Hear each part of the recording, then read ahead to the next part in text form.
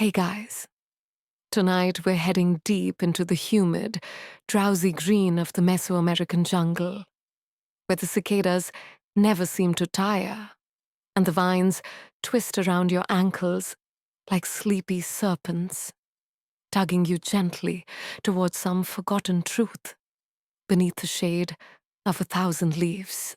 You're walking through the Yucatán Peninsula in a time long before supermarkets and synthetic flavorings, before bubble-blowing competitions or crinkly foil wrappers, long before gum was something you'd find stuck to the bottom of a classroom desk. In fact, tonight, you're going so far back that chewing gum hasn't even been invented yet. At least, not in the way modern jaws might recognize it. And yet, you're about to stumble into the moment it is. So before you get comfortable, take a moment to like the video and subscribe, but only if you genuinely enjoy what I do here. And if you're still with me and your eyelids haven't entirely melted shut, I'd love for you to drop your location and local time in the comments, just so we all know who else in the world is slowly drifting off alongside us. Now dim the lights, maybe turn on a fan for that soft background hum, and let's ease into tonight's journey together. It begins, unsurprisingly, with a tree, the Manilcara zapota, known more charmingly as the sapodilla, stands quiet and watchful, its flaky, reddish-gray bark like sunburnt paper, rough to the touch, dry even in the dripping heat. You've passed it 12 times without noticing, just another tree among thousands. Until now, as you kneel beside its trunk, pressing your palm flat against the surface, and feeling strangely that it pulses gently beneath your touch, like the memory of a heartbeat or the long-lost rhythm of someone else's breathing. The jungle is thick around you, vines coiling from above, roots bursting through the damp soil below.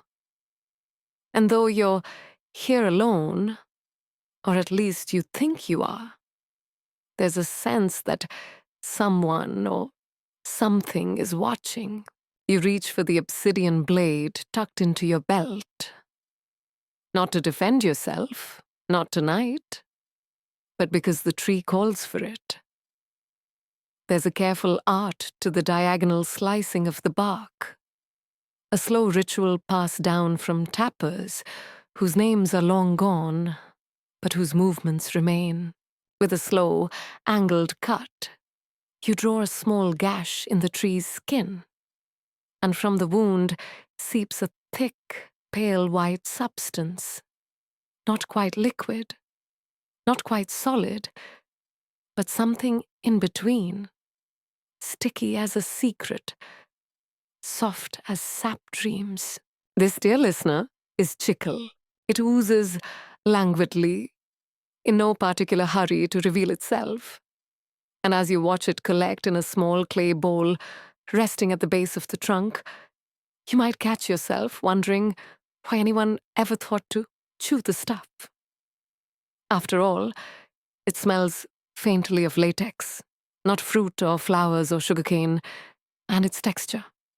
Well, if you've ever accidentally stepped barefoot into tree resin, you'll know it's not immediately inviting. And yet, the Mayans did chew it. In fact, they cherished it, but that part comes later.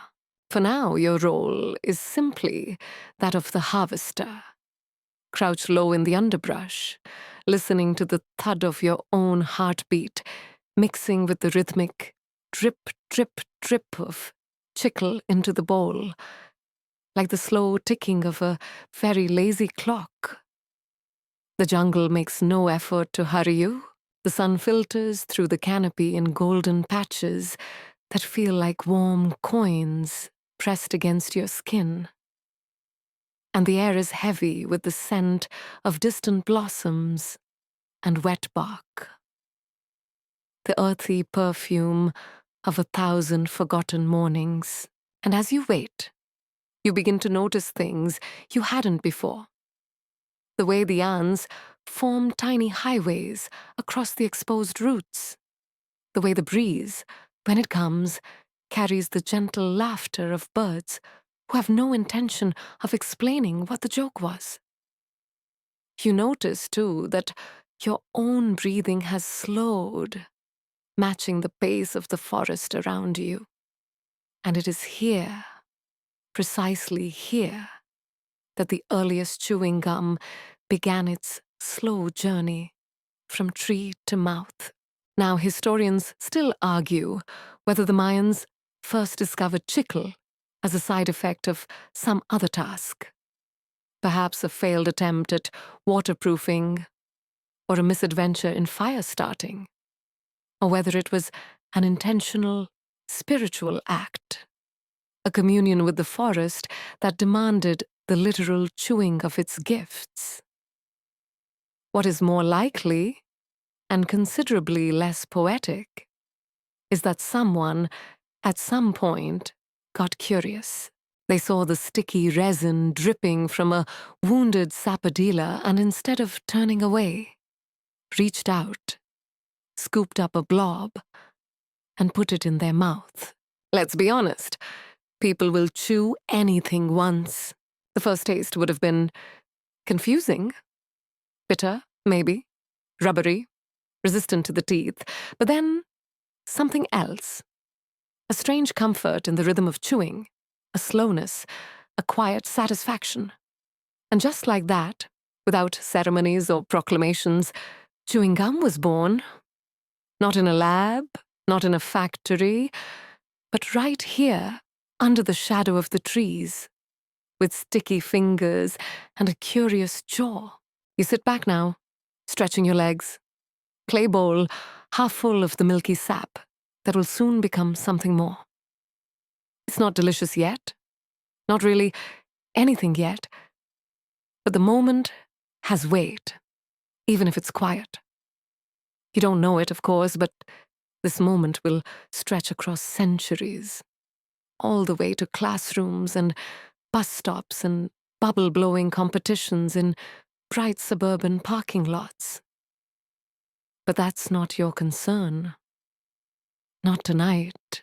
Your concern is simply this bowl, this tree, this air, and the hum of the jungle that never really sleeps. In the distance, you hear the slow thump of sandals against packed earth. Another tapper? Perhaps. Or perhaps just the jungle teasing you again with phantom sounds. Either way, you remain still, letting your thoughts chew gently at the silence, your breath rising and falling like the steam that will one day boil the chicle into shape. The gum, when it's finally chewed, won't be flavored or colored or branded. It won't come in mint or cinnamon or watermelon. It will simply be a pure, quiet thing, like thought made solid, like patience you can bite down on. And as the sky above you begins to tint with the last light of a long, hot day, you collect your bowl, clean your blade, and whisper a thanks to the tree. Not because you're superstitious, necessarily, but because it just feels like the sort of thing you should do. The tree doesn't answer, but then again, it never does. It just stands there, silent, sap still flowing, waiting for someone else to come along with a knife and a question. You step softly away, leaving behind a faint trail of crushed leaves and half-dried footprints. And as you do, you bring with you a substance that will one day conquer mouths around the world. Not with force, not with flavor, but with the simple, meditative act of chewing. The next morning arrives slowly, without urgency, as if the sun itself is reluctant to rise through the veil of mist that clings stubbornly to the canopy, like a child refusing to get out of bed. You wake not to an alarm, not to the blaring of trumpets, or the demands of a busy schedule, but to the soft rustle of leaves and the distant hoot of a sleepy bird announcing that, yes, the day has technically begun, though there's no particular rush to greet it. You sit up beneath the woven thatch roof of a modest Mayan hut, its earthen floor cool against your toes, and you notice the lingering scent of wood smoke from last night's cook fire, now reduced to a lazy thread of ash-gray memory, curling upward through the gaps in the thatch. Outside, the air is already thick with humidity, the kind that doesn't so much press against your skin as it does seep into it, wrapping around you with a damp familiarity that suggests resistance is both futile and unnecessary. The sounds of the village begin to stir. A quiet thud here, the clinking of pots there, a child's voice rising in sleepy protest as a mother gently coaxes her from her hammock with promises of food, or maybe just a scolding. And then you see him, your host for the morning, an older Mayan man with a face carved more by sun and time than by emotion, though there is something soft around his eyes, something that suggests he remembers what it feels like to laugh, but simply hasn't found a good reason to do it yet today. His name isn't important, not because he lacks one, but because names in this time and place are less about syllables and more about roles, about what you do and how you move through the world. And today, he is a chiclero, a gatherer of sap, a harvester of patience. He stands barefoot at the edge of the clearing, one hand resting on a long, curved stick used for guiding the blade's angle, the other gripping a small gourd of water from which he drinks sparingly, as if even hydration must follow ritual. With a nod that is neither invitation nor command, he turns and begins walking toward the edge of the forest, the loose folds of his cotton tunic swaying in time with his slow, deliberate stride. You follow, of course, because there is no other direction worth walking this morning, and because something in the way he moves, measured, assured, reverent, tells you that you're about to witness something ancient, something sacred in its simplicity. The path is not really a path, but a suggestion, a faint depression in the underbrush, marked more by instinct than by signposts. You pass beneath low-hanging branches that demand a bow of the head, as though even the foliage expects respect. The air is alive with the scent of green things, of sap and leaf and damp earth that clings to your nostrils like memory. You move slowly, not because the way is difficult, but because the forest seems to require slowness, punishing haste with thorns or missteps, rewarding patience with small, almost invisible revelations. The glint of dew on a spider's web, stretched delicately between two ferns, the subtle shifting of a lizard's tail as it melts into the bark, the brief hush of wind that carries with it the scent of something sweet and faintly rubbery. Eventually, the chiclero stops. Before you stands another sapodilla, its trunk thicker than your torso, its bark marked by decades, perhaps centuries, of harvest.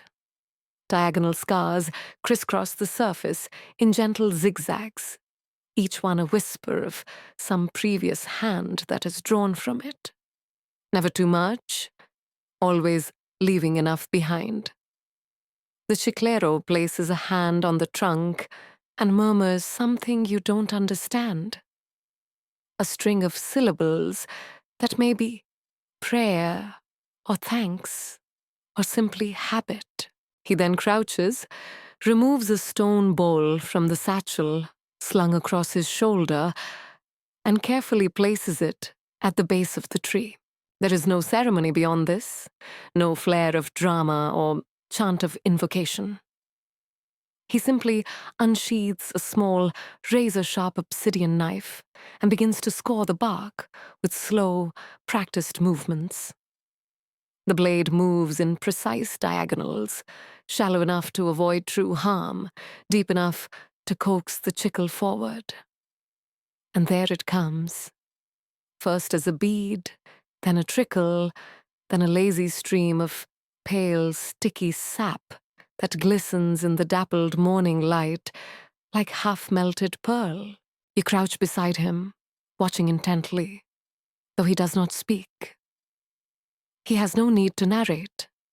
His hands tell the story of years spent listening to trees, of knowing which angle bleeds best, of when to cut and when to wait, of how each tree has its own mood, its own stubbornness or generosity. Some days the sap runs freely, other days it sulks, but always it comes eventually. As the chicle collects in the bowl, you find yourself mesmerized, not just by the process, but by the quiet dignity of it all. This is no industry. This is no factory line. This is ritual disguised as routine, sacredness wrapped in repetition. And you begin to understand why chewing gum, for the Mayans, was never just about idle habit or sweet distraction. It was work, and it was devotion.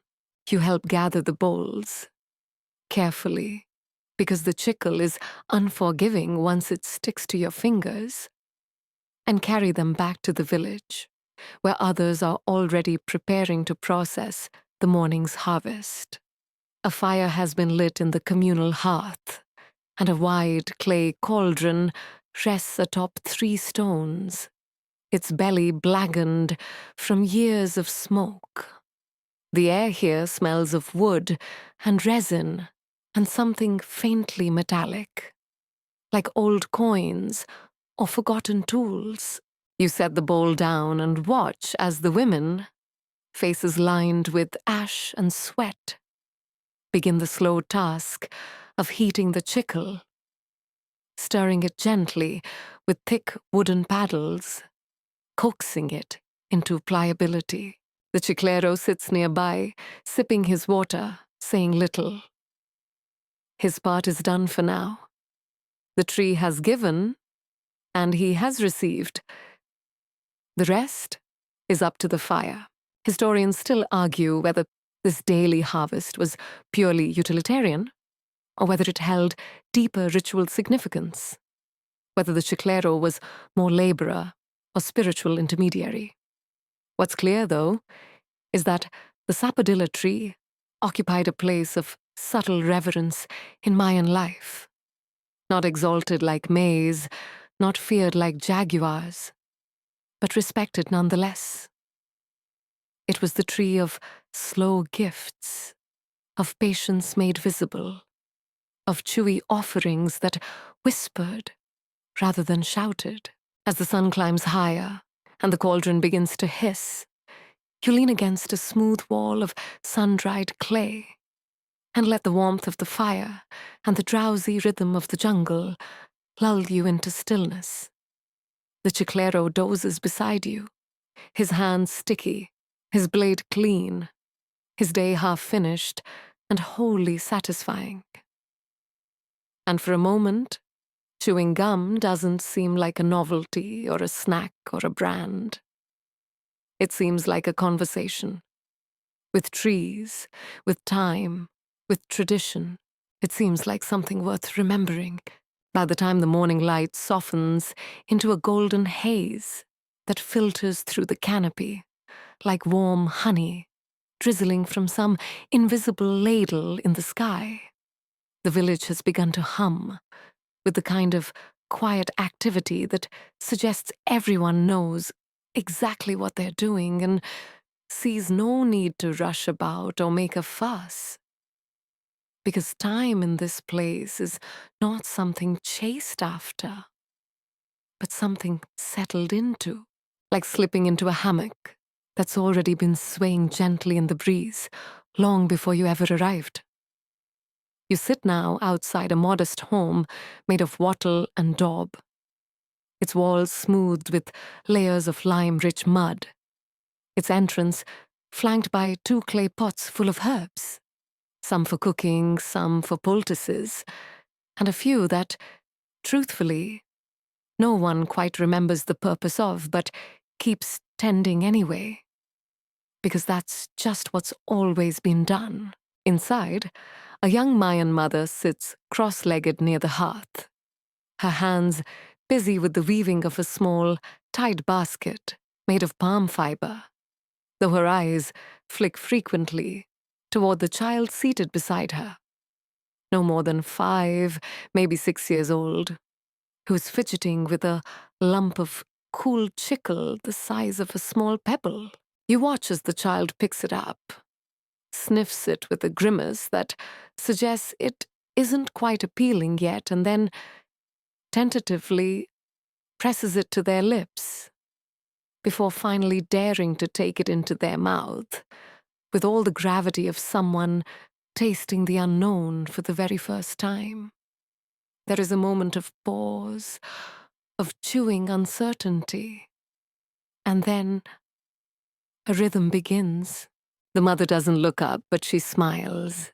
You shift slightly, careful not to interrupt, and the air inside the home smells of roasted maize, clay dust, and a faint sweetness rising from a small ceramic bowl where a few pieces of partially dried fruit sit curled and sticky from the heat. A quiet breeze moves through the doorway, stirring the woven mat beneath you just enough to remind you that here, even the air participates in the ritual of the day. And this chewing, the simple act that, in another time and place, would be written off as idle fidgeting or a bad habit, is, in this home, a kind of inherited motion, passed not just from parent to child, but from tree to sap, from sap to fire, and from fire to mouth. The mother eventually reaches for a piece of chicle herself, though she does so almost absent-mindedly, her fingers brushing over the cooling, waxy mass with the familiarity of someone who has done this thousands of times and will likely do it thousands more. She presses it gently between her palms, warming it slightly, then folds it, presses again, folds once more, and finally lifts it to her lips and begins to chew. Not with any dramatic emphasis, not as if she's trying to savor some explosive flavor, but slowly, meditatively, like someone engaging in conversation with their own breath. You mirror her motion without even thinking, drawing a piece of cooled sap from a small pot near your knee and pressing it between your fingers, surprised at first by its resistance, like kneading a stubborn bit of cloth or trying to smooth the wrinkles from something that prefers to remain wrinkled. Eventually it softens, and you place it into your mouth, expecting what? Sweetness? Spice? A hint of citrus? But there is nothing. Not at first. Just the bland, rubbery texture of something that tastes like bark and smoke, and the memory of fire. And yet, as you chew, the blandness itself becomes its own kind of flavor. A neutral silence that lets your tongue rest, lets your jaw move without effort or purpose, lets your mind wander without destination. It's not exciting, but it's comfortable. And in this world, comfort is a form of communion. The child continues to chew, now with less suspicion and more enthusiasm. And you realize that this is, in many ways, their first real act of participation in something larger than themselves. They are not being fed or carried or sung to. They're doing, becoming part of the slow, daily rhythm that ties one generation to the next. Not with ceremony, but with repetition. The act of chewing becomes its own kind of lullaby, a background noise that replaces the need for conversation, a gentle metronome that keeps the household moving in time with itself. Outside, the sounds of the village grow softer as the sun climbs higher. Tools are put away, baskets are filled, fires are left to smolder. You notice other villagers sitting in shaded corners, fanning themselves with woven palm fronds, each one chewing silently, thoughtfully, their eyes not focused on anything in particular.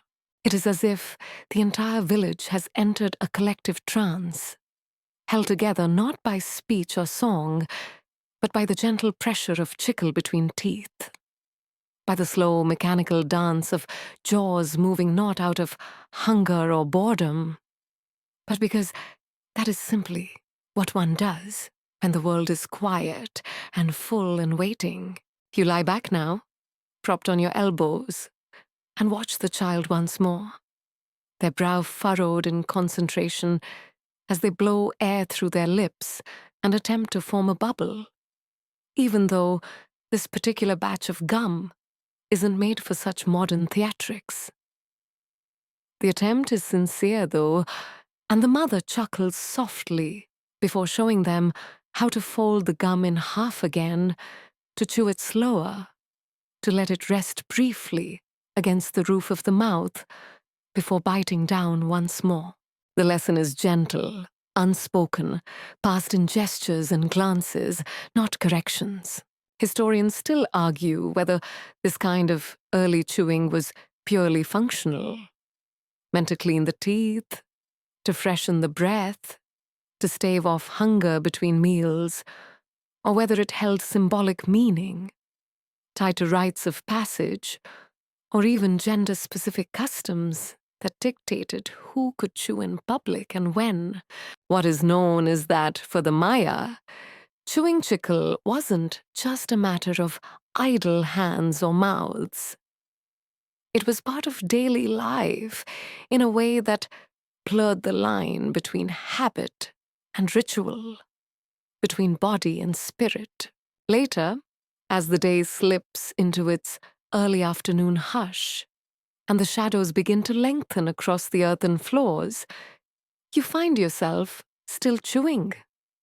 Not because you're hungry or trying to stay awake, but because stopping now would feel like interrupting a thought mid-sentence. You're not even really aware of the taste anymore, if you ever were, but of the motion, the continuity, the gentle repetition that seems to smooth the edges of time, turning minutes into moments, moments into something that feels like memory. The young mother finishes her basket and sets it aside, lifting the child into her lap and brushing the hair from their forehead, her fingers sticky with traces of gum that now clings to their cheeks like a badge of initiation. She hums softly, a tune with no beginning or end, just a thread of sound that loops gently in the air, like the spiral pattern of a shell or the rings of a tree trunk. The child leans into her chest, still chewing, still trying to match her rhythm, and you, reclined in the shadow of this quiet scene, feel something settle inside you. Something old and soft and chewy. Not in the literal sense, but in the way the body learns to hold on to calm, to roll it around behind the teeth, to keep it warm and pliable for as long as possible before it must inevitably be swallowed or forgotten or replaced. You're not quite sure when you close your eyes, but when you do, the last thing you feel is the slow, steady pulse of your own jaw, moving in time with 1,000 others, across centuries, across villages, across worlds. There is a certain kind of stillness that only arrives once the day has passed its most urgent moments. The food has been prepared, the pots scrubbed, the errands run, and now, with the sun beginning its slow, downward tilt, behind the line of trees that hem the village like a half-closed curtain, the atmosphere thickens into something that feels like a shared exhale, a communal decision to pause, not because there is nothing left to do, but because there is value in letting the hours stretch themselves thin across the earth, unbothered and unbent. You find yourself once again beneath the shadow of the thatched eaves, this time seated closer to the hearth, where the embers glow with a drowsy light, and beside you sits an elderly man. His skin is cracked and weathered as the bark of the sapodilla trees he once harvested. His eyes milky with age, yet somehow still sharp, still flickering with the mischief of a much younger spirit. He holds in his hand a thin reed wrapped in dyed thread, not for writing, but for pointing, an extension of his storytelling, a conductor's baton for directing memory. And he begins to speak, not directly to you, but to the fading light, to the air, thick with the scent of toasted maize and resin and the faint, bitter smoke from the fire.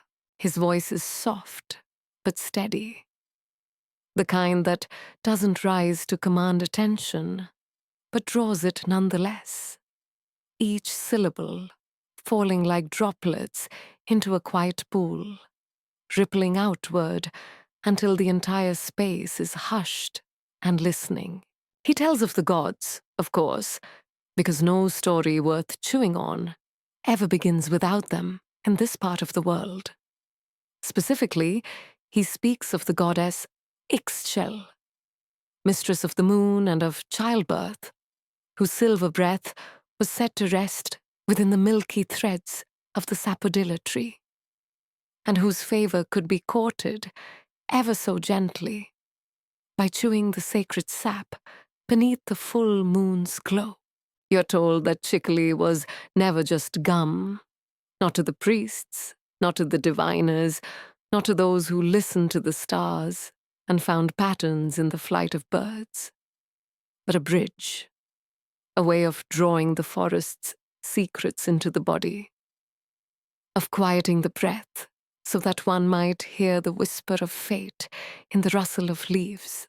You glance toward the fire, and across the flames, a young priest sits with his robes of woven cotton patterned in geometric designs dyed with crushed berries and clay.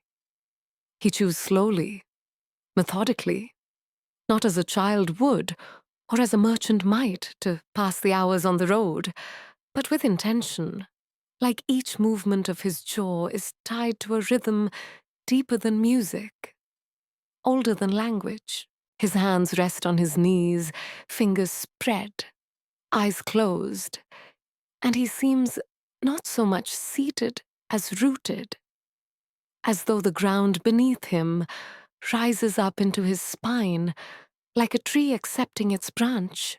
The elder continues, describing a time long before your own, when chewing chicle before speaking at court was a mark of purity, a kind of symbolic mouth-washing that allowed one to speak truth without the residue of lies.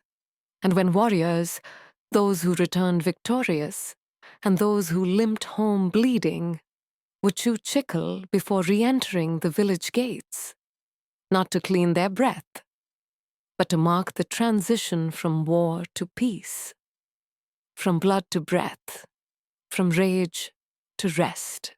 The gum was a threshold, in other words, a way of stepping across states of being, of telling your mouth and your spirit, Now you are someone new. You lean forward slightly, drawn deeper into the glow of the fire and the words that circle above it like smoke. And the elder shifts his gaze toward you now, the corners of his mouth curling into a grin so slow and so knowing that you almost miss it. He speaks then of one particular use of chickly that you haven't heard mentioned yet. Not by the women grinding maize, not by the chicleros, not even by the traders muttering in the marketplace. And that is its magical property, or so the stories claim, in matters of love and trust and secrets kept or broken, according to this old man. And let's be clear, he's not promising you facts so much as offering you possibility. Chicle was sometimes used in rituals meant to uncover infidelity. The accused would be given a fresh piece of sap to chew during a public gathering, and it was believed that if their conscience was clean, the gum would stay soft and pliable. But if they were lying, if betrayal had curdled inside their heart, then the chicle would harden between their teeth and refuse to bend, revealing guilt without a single word spoken. Whether or not it worked, of course, is beside the point. The important thing is that they believed it might. You begin to understand now why chewing gum, in the world you've stepped into, was never merely chewing gum.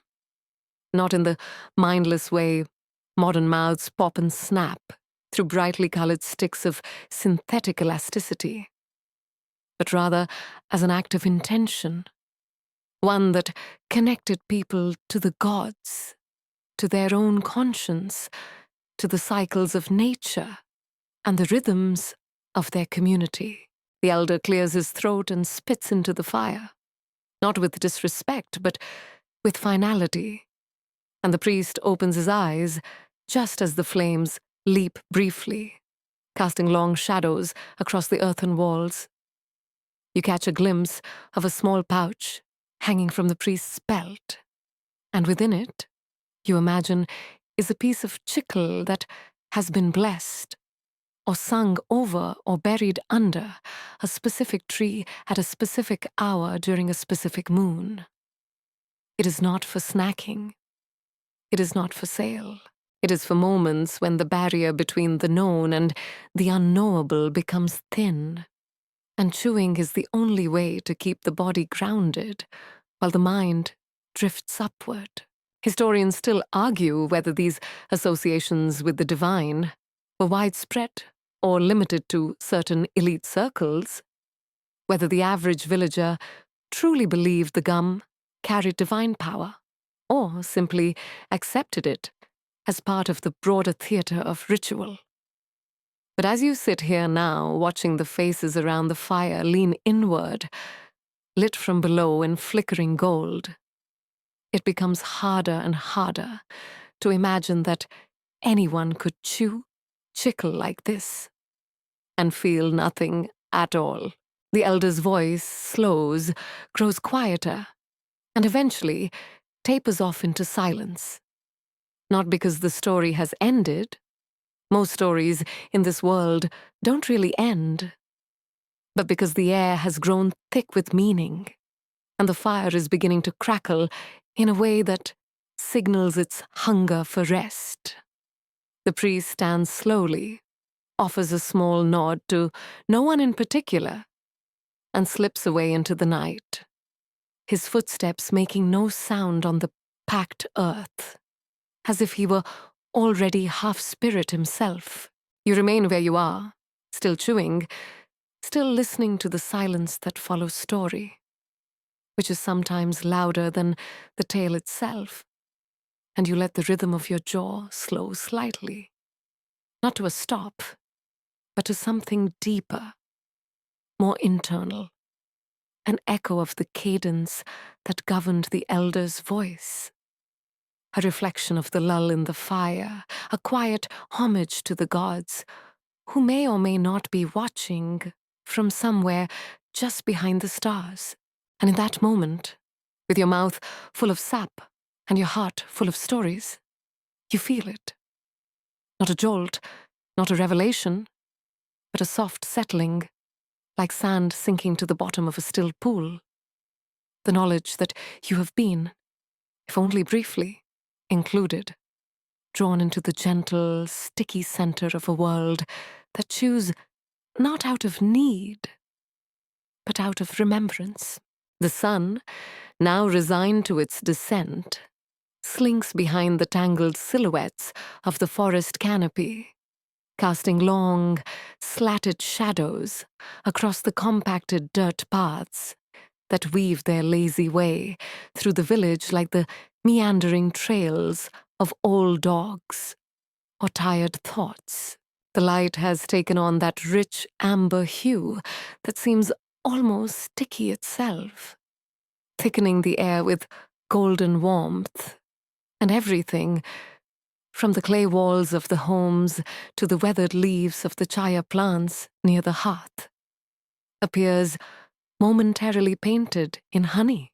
You're walking slowly now, following the sound of hushed voices and the gentle clatter of woven baskets.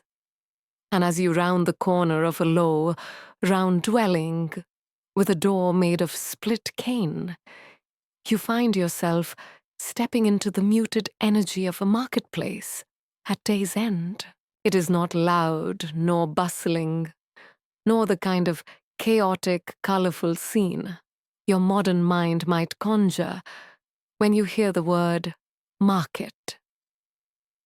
There are no hawkers shouting prices, or neon signs or jingles echoing from radios. Instead, there's a kind of woven murmur, a sleepy web of conversation and motion, as traders from surrounding villages quietly arrange their goods.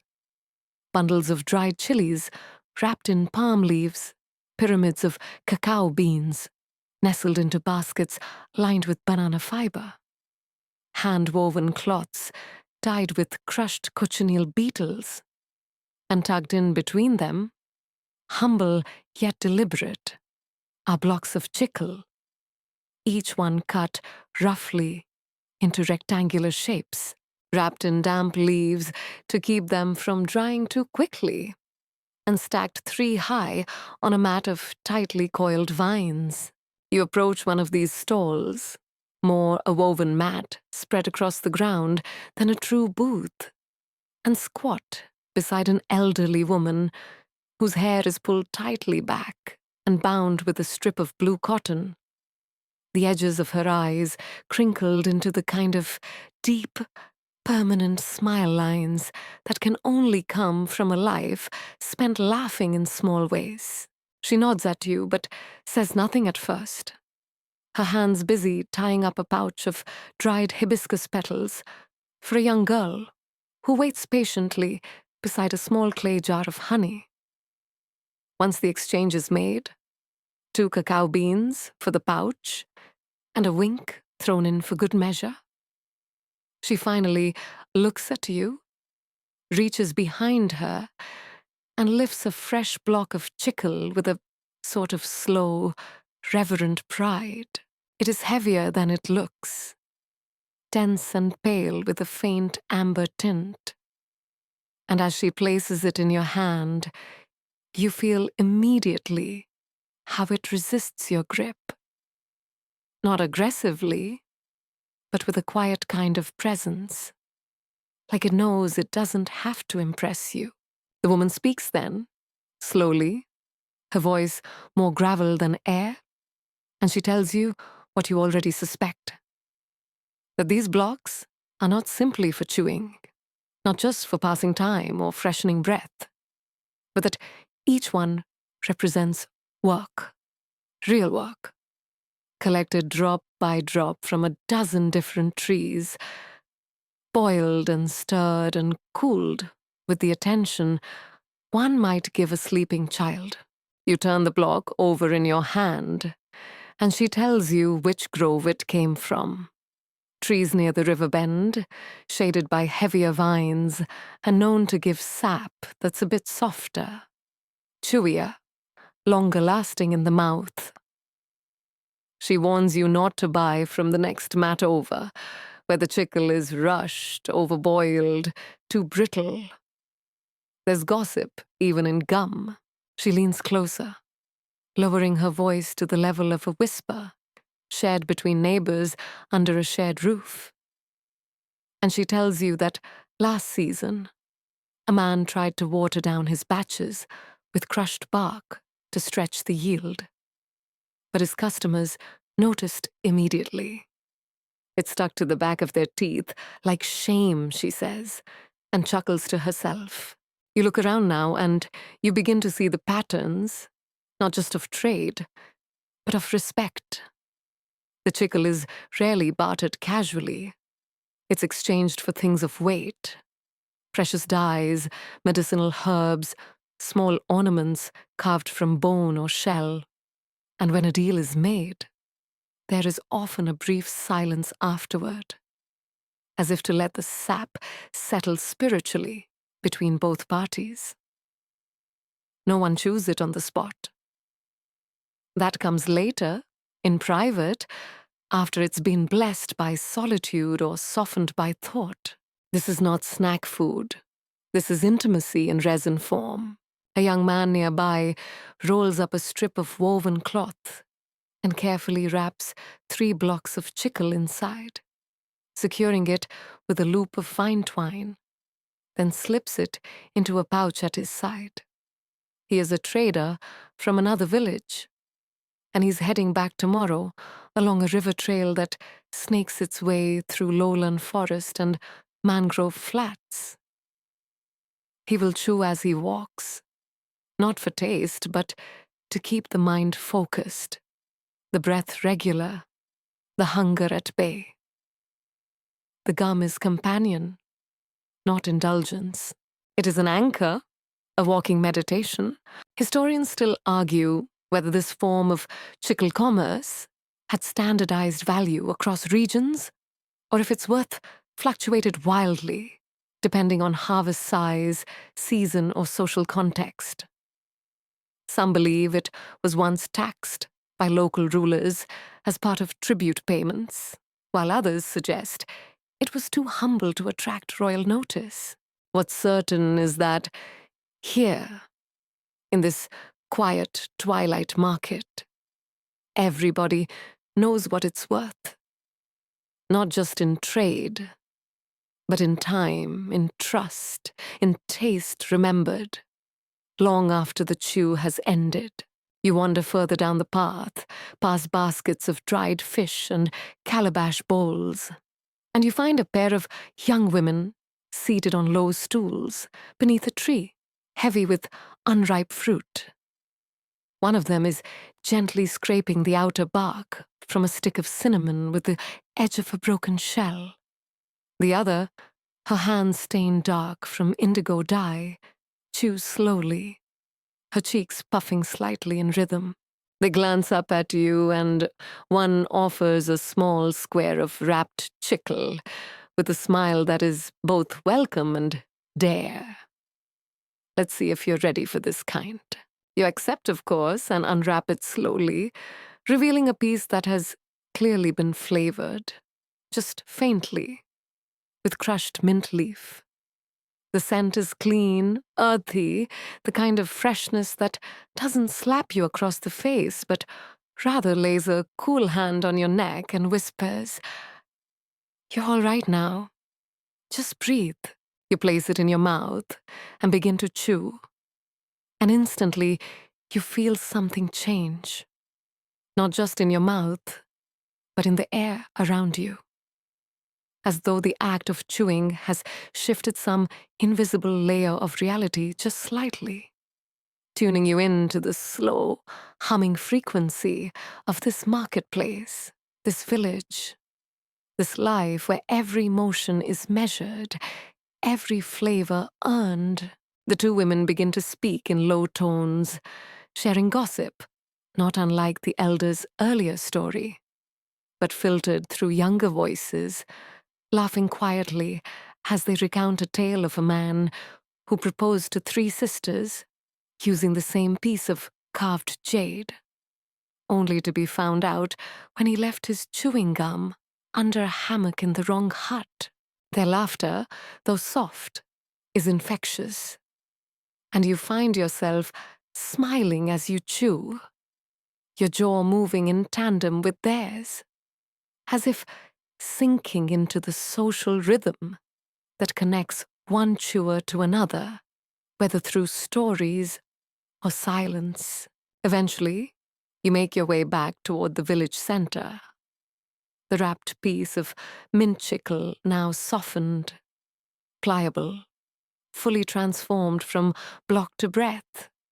And as the last bits of sunlight begin to slide away beneath the horizon, you pass a group of boys gathered beneath a crumbling stone monument, arguing over whose turn it is to carry the water jars. One of them spits a long stream of chewed gum into a banana leaf, folds it neatly, and tucks it into a pouch, saving it for later, because even after it's been chewed, chicle isn't garbage, it's memory, and memory must be preserved. And as you turn the final corner toward your sleeping mat, your teeth still working gently, rhythmically, meditatively, you find yourself thinking not about the gum's flavor, because it has none anymore, but about its function, its meaning, and the long, invisible thread that links this simple habit to the trees, to the market, to the gods, to the gossip, and ultimately to the rhythm of your own breath in the cooling air of night. Night in the jungle doesn't fall all at once. It stretches itself lazily across the treetops first, unfurling like a thick velvet blanket, then slowly seeps downward into the underbrush, sliding along the tangled vines and curling around the mossy roots, like a cat finding its favorite place to rest, until finally, with little fanfare, it settles over the village in full, soft and total. A darkness not frightening, but deeply familiar. Like an old song sung from memory, you lie under a woven canopy near the edge of the forest, listening to the slow croaking of frogs and the soft rustle of nocturnal creatures, stepping carefully through the leaves. Your body still, your jaw relaxed. The last traces of gum, now forgotten but still lodged somewhere in the quiet rhythm of your thoughts. You're not alone tonight, not entirely, for seated across from you, near the dying embers of a small fire, is an older woman known simply as Mama Tsuunun, a name that means hummingbird. Though she hasn't moved quickly in decades, her back curved like a question mark, her hands always folded quietly in her lap, unless they are needed for something precise. She has no children of her own, not anymore, and yet she has raised half the village in one way or another. Through stories, through scoldings, through the slow repetition of habits passed from her grandmother's grandmother to every young girl who dared sneak chicle into her mouth when no one was looking. Tonight she has asked you to sit with her, not with words exactly, but with a glance and a small pat on the mat beside her. And as you ease down into the woven reeds, she begins to speak in a voice that wobbles slightly at the edges, but remains strong in its center, like a canoe that leaks just enough to remind you it's old, but never enough to make you doubt the journey. Her topic, oddly specific, is the saber tree, tall and stately, its roots arched like bridges over the forest floor, its trunk so wide that 3 grown men with outstretched arms would struggle to circle it. And she tells you, very seriously, that you should never chew gum near a ceiba. Not unless you want trouble. You blink, perhaps even smile politely, but she continues, eyes fixed not on you, but on the dark horizon, as if watching something you can't quite see. And she begins to explain, slowly, carefully, as though peeling back the bark of memory with fingers too gentle to bruise, that the ceiba is the axis mundi, the world tree, the sacred connection between the heavens above, the human world here, and the underworld below, and that certain spirits, mostly curious, but occasionally mischievous, are drawn to the scent of fresh chicle the way bees are drawn to overripe fruit. She says that once, when she was young, a boy from the next village over climbed a ceiba with a strip of chicle in his mouth, chewing loudly, carelessly, as boys often do. And by the time he descended, he was no longer himself. He moved the same, walked the same, but when his mother asked him his name, he said it was made of wind and salt. And when he looked in the mirror, he didn't recognize his own face. They say he wandered for days, speaking riddles to lizards and kissing tree trunks goodnight. Eventually, he came back to his senses, whether on his own or because the spirits grew bored, no one knows. But from that day forward, he never chewed again, not even sweet leaves, and whenever he passed a ceiba, he bowed low and covered his mouth. You might be tempted to dismiss this story as just that. A story, one of those tales spun to keep children in line, or to add flavor to a night otherwise thick with silence. But then she lifts her hand, slow as syrup, and presses a finger to her lower lip. Her eyes suddenly sharp again, and she says, "You feel it, don't you? When you chew beneath the trees? How the world gets quieter, as if it's leaning in to listen. And you do feel it. You felt it more than once since you arrived. Though you never quite had the words for it until now." She shifts again, this time reaching into a small pouch at her side and retrieving something wrapped in dried banana leaf.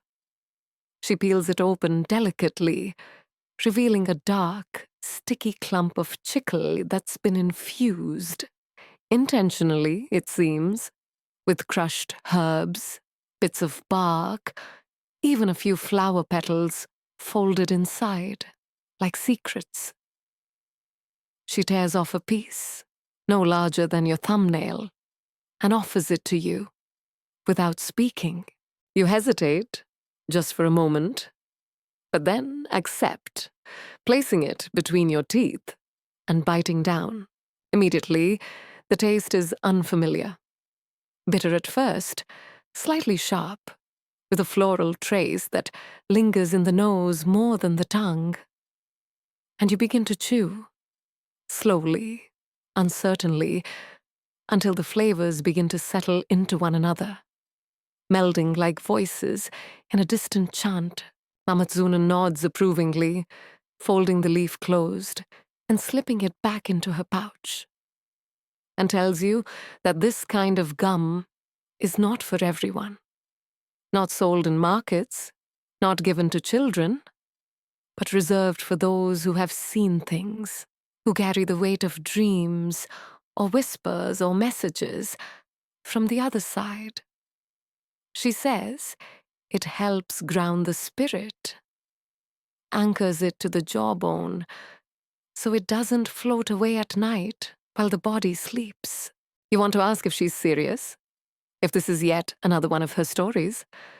But before you can speak, she begins to hum, a long, slow tune with no obvious melody, just a rise and fall like wind through a hollow reed. And you feel your jaw relax further, your thoughts drifting slightly, not into sleep, but into something just adjacent. A state where time feels syrup thick and your limbs become suggestions rather than obligations. She hums until the fire collapses into itself with a soft hiss, until the insects rise in chorus, until the world seems to blur at the edges, like ink bleeding into damp paper. And just before you slip fully into whatever comes next, she whispers, not to you, but into the dark, that chewing gum is not always safe, not always small, that it carries in its stretch the memory of trees. And trees remember everything. Historians still argue whether beliefs like these were widespread or if they were regional folklore passed down through a few isolated communities in the deeper jungle regions. Some say the idea of spirits in trees is universal across Mesoamerica. Others dismiss it as superstition layered over practical caution. After all, climbing tall trees, while distracted by gum, is a bad idea in any culture. But here, in the thick warmth of the jungle night, with Mamatsunun's whisper still lingering in the folds of your memory, it's hard not to feel that something ancient and watchful lives just beyond the edge of your vision, just out of reach, drawn ever so slightly by the quiet, repetitive motion of your jaw. Later, as you drift toward your sleeping mat, your legs a little shaky from stillness rather than strain, the taste of the herb gum still faint on your tongue, you glance up at the towering shadow of a saber tree rising beyond the village like a sentinel. And though you feel no fear, you find yourself chewing more gently now, more mindfully, as if your molars have suddenly realized they are being overheard. And maybe they are. By the time the first threads of sunlight begin to weave their pale gold through the thatch above your head, brushing against your eyelids like soft fingers, urging you not to wake, but simply to stir, you're already halfway back to the forest. Your feet following a path that, by now, you know not by sight, but by rhythm. The quiet crunch of soil beneath your heels, the gentle tug of a vine brushing your calf, the hush of your breath, moving in time with the sway of branches overhead, each step drawing you deeper into a place where time does not tick, but seeps. Like warm resin from the bark of the trees, you've come once again to meet. You're not alone this morning. Of course not, because today is a boiling day. And that means the whole village is involved, each person moving through the steps of a process older than anyone remembers, and somehow still just as essential as breath. The fire is already burning by the time you reach the center of the clearing, its low flames dancing beneath a wide clay cauldron propped precariously on 3 stones. The pot itself streaked black with soot and etched faintly with marks that might once have been ceremonial, or maybe are just the lazy scratchings of generations who've added their fingerprints to this vessel, one batch at a time. Around the fire, several women sit cross-legged on thick mats, their arms bare, their hair wrapped up tightly against the heat, and each of them is holding a long paddle carved from wood, darkened by years of smoke, stirring slowly, steadily, with a kind of unspoken unity that needs neither command nor signal, just the shared knowledge that this part must be done together, and it must be done right. You approach with your bowl of fresh chicle, the sap collected at dawn, still cool to the touch and faintly sticky between your fingers.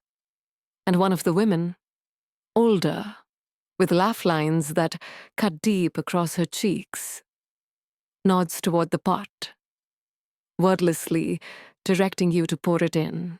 You tilt the bowl slowly, watching as the thick, pale resin slides down in ribbons that glisten briefly in the morning sun before disappearing into the bubbling mixture below, where they melt almost instantly into the dark, syrupy mass that is becoming, moment by moment, something chewable, something shareable, something that will carry the fingerprints of today into the mouths of tomorrow. The smell is strong, not unpleasant, but sharp and earthy, a mixture of tree sap, wood smoke, faint ash, and something that can only be described as heat itself. The scent of raw material transforming under pressure, giving up its stubbornness in exchange for pliability. The women continue to stir, switching off every few minutes to rest their arms and wipe the sweat from their brows. And occasionally, one of them will lift the paddle slowly, letting the mixture stretch and drip like lava before plunging it back into the pot with a satisfying squelch. You sit nearby, your knees drawn up beneath your chin, watching with the quiet awe of someone who has chewed the final product, but never quite understood the labor of its creation. This is not candy making. There is no sugar here, no glossy finish, no artificial coloring or fruity scent. This is patience made visible, a process that depends as much on instinct as on technique, on knowing the feel of the mixture as it thickens, the exact moment when it goes from being too runny to too tough, and most importantly, when to remove it from the fire. Not too early or it won't set properly, and not too late or it will crack and crumble instead of stretch. The women hum as they work, not a song with lyrics, but a shared drone of sound, like bees in a hive or the low murmur of waves on a shallow shore. And the sound weaves its way into your ears, into your chest, until you're swaying slightly without meaning to. Your body absorbing the rhythm even as your mind begins to drift. And in that drifting, you remember what one of them said earlier. Half laughing, half serious. That chickle listens, that the sap knows if you're angry or impatient, and that a batch boiled with tension will always come out wrong, no matter how carefully stirred. It's easy to believe her now. As the sap darkens and thickens, the women begin to pour it, slowly, carefully, into wide, flat molds made from split calabash shells and lined with woven leaves. The mixture settles like warm wax, glossy and smooth, and almost immediately, the edges begin to firm. They do not rush this step either. There is no sudden cooling, no splash of water or gust of air. But instead, they fan the trays gently with palm fronds, coaxing the chicle to rest, to relax, to find its final shape. Once cooled, the slabs will be sliced, crudely perhaps, but with care, into blocks or strips, or whatever shape is needed that day. And some will be wrapped in cloth, others in leaves, and a few will be set aside for rituals or special uses, marked with small carved symbols that no one explains, but everyone respects. One of the women lifts a slab now, still warm but firm, and holds it to the light, inspecting it, not for flaws, but for character, for the way it bends when pressed, the way it catches the sun, the way it responds to being touched. Historians still argue whether this boiling process was consistent across all Mayan communities, or if techniques varied by region, by clan, or even by family. Some suggest that coastal groups added bits of salt to preserve the gum longer in humid weather, while inland communities might infuse it with herbs or spices for ceremonial purposes. There are even records, fragmented, vague, of chicle being mixed with powdered charcoal to treat toothaches, or layered with crushed shells to create a rudimentary cleaning paste. But here, today, in this clearing lit by filtered sun and warmed by a fire that has been burning since before breakfast, the recipe is simple. Sap, flame, patience, and people. One of the younger girls brings you a small piece of the newly cooled gum, barely larger than your thumb, still soft and slightly warm from the fire. You press it between your fingers, tentatively at first, unsure whether it's ready, but then fold it in half, and again, just as you've seen others do, until it feels familiar in your palm, like something meant to be held. You bring it to your lips and begin to chew, slowly, almost reverently. The texture firm but forgiving, and the taste, if it can even be called that, is faint, almost ghostly, like the memory of wood smoke or the afterimage of something once sweet. And as your jaw begins to find its rhythm, your thoughts slow again, drawn down into the repetition, into the rolling motion that demands nothing, promises nothing, but delivers calm all the same. Around you, the women continue to work, laughing quietly now, sharing small jokes and stories, while their hands move instinctively, their bodies swaying slightly with the task. And you realize, once again, though in a deeper way than before, that this gum is not just a product, not just a tradition, but a conversation, not in words, but in movement, in heat, in chewing. Later, when the fire is allowed to burn low and the tools are cleaned and stored away, the leftover sap scraped into jars for tomorrow's batch, you find yourself standing at the edge of the clearing, a fresh piece of chicle tucked into your cheek, your eyes scanning the treetops, not for meaning exactly, but for acknowledgement, for the quiet nod of the forest that seems to say, yes, you were part of this too.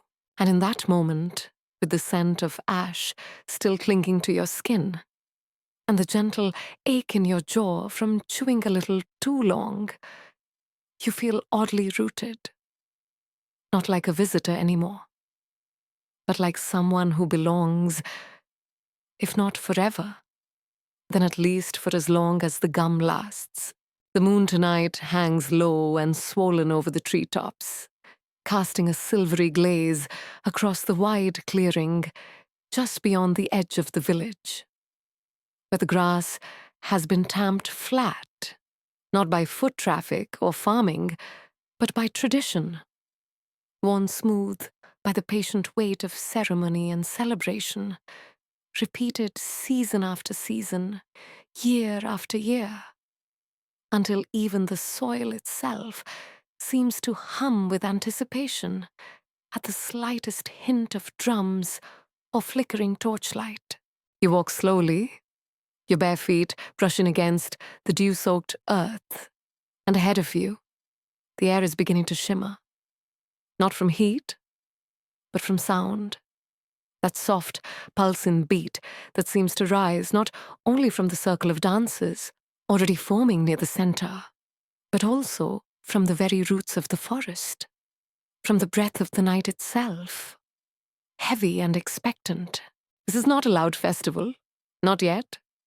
It's still early, still in the hush, before the full tide of movement and music crests. And as you approach, you see small groups gathered around bowls of herbs and gourds of maize beer, their laughter low, and their voices tinged with something more solemn than usual. Not quite reverent, but aware that what they are about to begin is not entirely their own, that the rituals they are preparing to perform stretch backward, far beyond their living memories, through ancestors whose names have faded, and into the time of gods and spirits, of storms personified, and mountains that once walked and spoke. And among the items passed quietly, from hand to hand, nestled between flower garlands and painted masks, you see it again. That same humble chicle, now shaped into small, neat coils, and wrapped in dried petals, tucked carefully into pouches that are opened only now, only for this. You watch as a young woman removes one such coil from her woven sash and breaks it in half, offering the other piece to a boy beside her, not as flirtation, but as invocation. And together they chew, slowly, in unison, their jaws moving with the same rhythm as the distant drum beats that have only just begun to roll across the clearing like the first murmurs of thunder.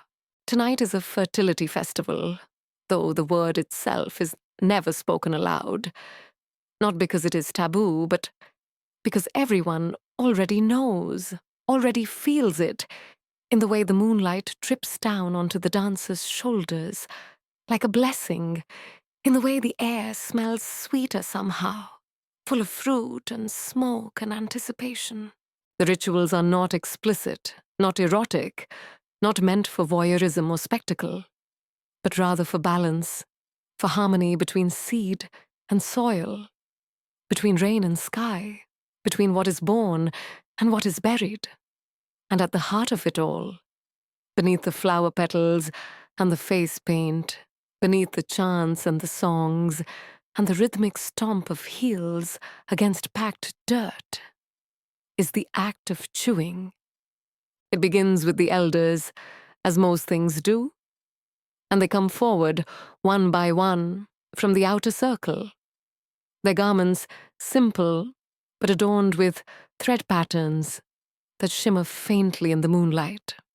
And each carries with them a small strip of chicle that they lift skyward before placing gently into their mouths. Not as nourishment, but as sacrament. Their chewing is slow, almost ceremonial, and as they begin to move, just slightly, swaying rather than dancing, the others begin to follow, until the entire circle of participants is chewing, swaying, breathing in time, their jaws moving not as individuals, but as parts of a greater mouth, a greater rhythm, a greater story, being spoken not in words, but in movement. You're handed a piece yourself, this one softer than any you've had before, warmed by the palm of the man who offers it, his eyes lined with ash, his expression serene. You place it in your mouth and begin to chew, and immediately you feel something shift, not in the gum, not in your tongue or teeth, but in the space around you, as if the very air acknowledges the act, as if the night itself turns a little closer to listen. The texture is smoother now, the flavor faintly spiced, and your jaw finds the rhythm easily, drawn into the same current that guides the others, until you are no longer an observer at the edge, but a participant within. The dancing begins slowly, as if rising from the feet of the earth rather than the hearts of the people, and you follow the movements not because you know them, but because they are already inside you. Circles within circles, arms lifted and then lowered, fingers brushing air thick with the scent of marigold and resin. There are no instructions shouted, no steps called out, but somehow everyone moves together, like leaves turning toward the sun, like tides pull toward the moon. Every so often, someone will remove the gum from their mouth, press it into a folded leaf, whisper a wish into it, and toss it into the small fire that burns steadily at the center of the circle. Not to destroy the wish, but to send it, to lift it into the smoke and beyond. Historians still argue whether chicle was commonly used in rituals of this kind, or if such practices were limited to particular seasons, clans, or priestly orders. Some scholars insist there is little direct evidence tying gum to fertility rites, citing a lack of surviving ceremonial texts. Others point to oral traditions that persist even now in villages scattered through the Yucatán and Chiapas, where grandmothers still warn children not to chew chicle during eclipses, or where newlyweds exchange softened gum as part of an unspoken vow. But here, in the deep glow of this night, where fact and myth intertwine like vines over an old ruin, the question feels almost beside the point. Because what you are experiencing is not conjecture, not theory, but presence. The kind that fills the lungs and slows the heart and makes your feet move without asking permission from your mind.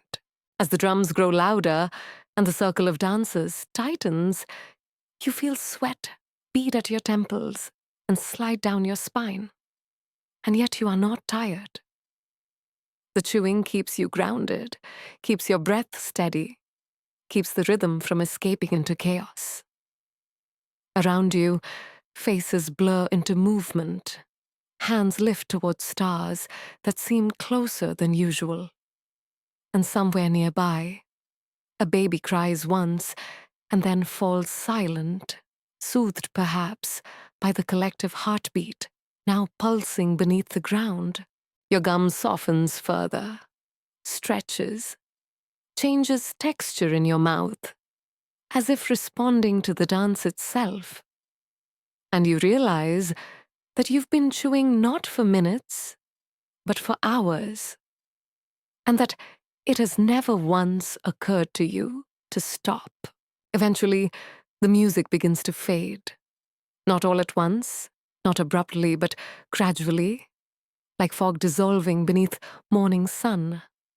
And the dance is slow, the circle loosens, the voices soften into murmurs and sighs, and you find yourself once again standing at the edge of the clearing, your body tingling with tired joy, your mind still humming with the echo of drums. You remove the gum from your mouth and press it gently into a folded leaf, as you saw the others do. And though you don't whisper a wish, you hold it against your chest for a moment before placing it into the smoldering coals of the fire, where it hisses faintly and disappears. You walk back toward the village under a moon that seems smaller now, less insistent, more content. The air is cool and fragrant, the path lit by scattered embers and the occasional flicker of torchlight, and your footsteps make no sound. And though your jaw finally rests, the rhythm remains, not just in your muscles, but in your memory, in the space behind your eyes, where the images of the night will linger long after sleep has taken you. The gum is gone, but its trace stays behind, not as taste, not even as texture, but as connection, as thread, as breath. By the time the sun crests lazily above the dense green tangle of the jungle's canopy, casting scattered beams that break apart against palm fronds and filter down through the drifting morning mist like strands of soft gold thread, you're already seated at the edge of the central path, just beyond the village's main square, chewing thoughtfully on a piece of yesterday's chicle that has somehow retained its pliancy, despite a night of dancing, laughter, and smoky fires. The air is quieter this morning, not because the village is asleep.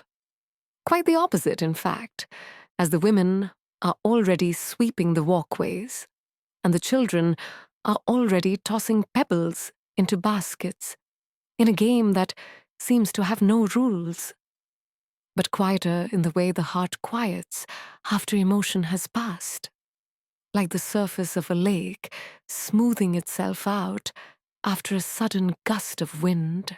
You sit in this calm, still chewing, still grounded, letting your jaw move slowly as if to echo the pace of the world around you, when you begin to notice something subtle, something you hadn't paid much attention to before. The way people chew.